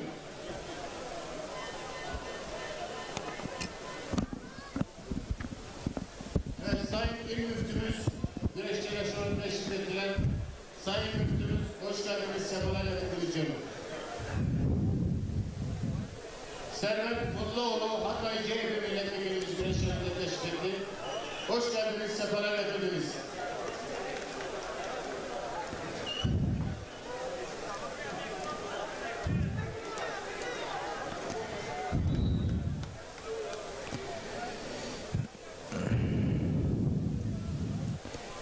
Şimdi değerli Cazgır'ımıza ben saygı duyuyorum ancak güreşler başlamadan Evzu Besmele ile gün başında Kur'an tilafeti okunur. Evzu Besmele ile güreşler başlar. Şu anda tüm sikletlerin yarı final ve finalleri var. Güreş sever haliyle güreş izlemek istiyor. Güreş severlerimizin sesine kulak vermek gerekiyor ve sahadaki nizam, intizamı da akışı da iyi planlamak gerekiyor. Sözü değerli hocamıza bırakalım. Depremde kaybetmiş olduğumuz şehitlerimiz ruhlarına ve tüm şehitlerimizin ruhlarına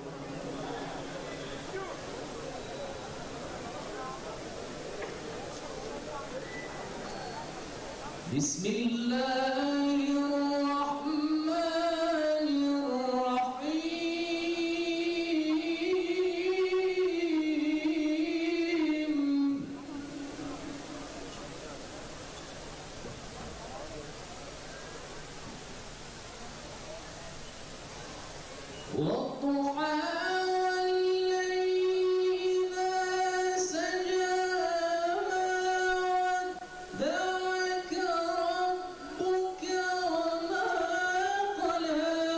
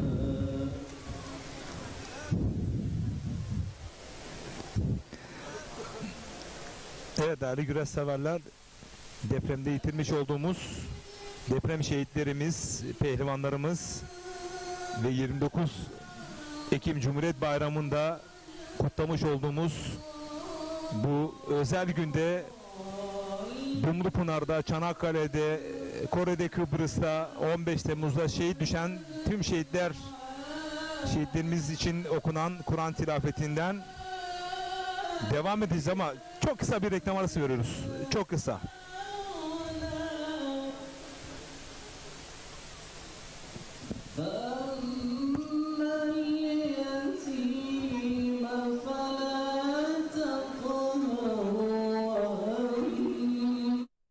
Sadece fotoğraf değil işte. Zaman donmuş sanki.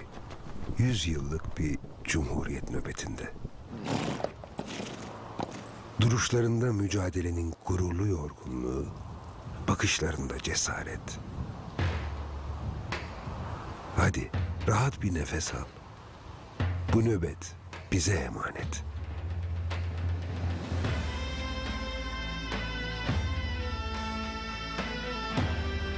Dizler yama, ayakkabı delik, aç susuz yollar aşarak kurtuldu memleket. Rahat tut gönlünü. Bu sonsuz nöbet bize emanet. Koru diyorsun. Başka türlüsü mümkün mü? Bir çift mavi göz bize güç verir elbet. Daha nice yüzyıllar yaşatacağımız cumhuriyetimiz bugün 100 yaşında.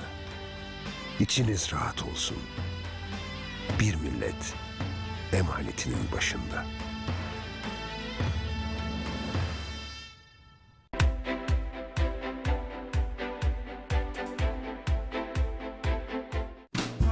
Bereketli tarlalardan lezzetli sofralara. Bir yağ ayçiçek yağı ve Birma margarin.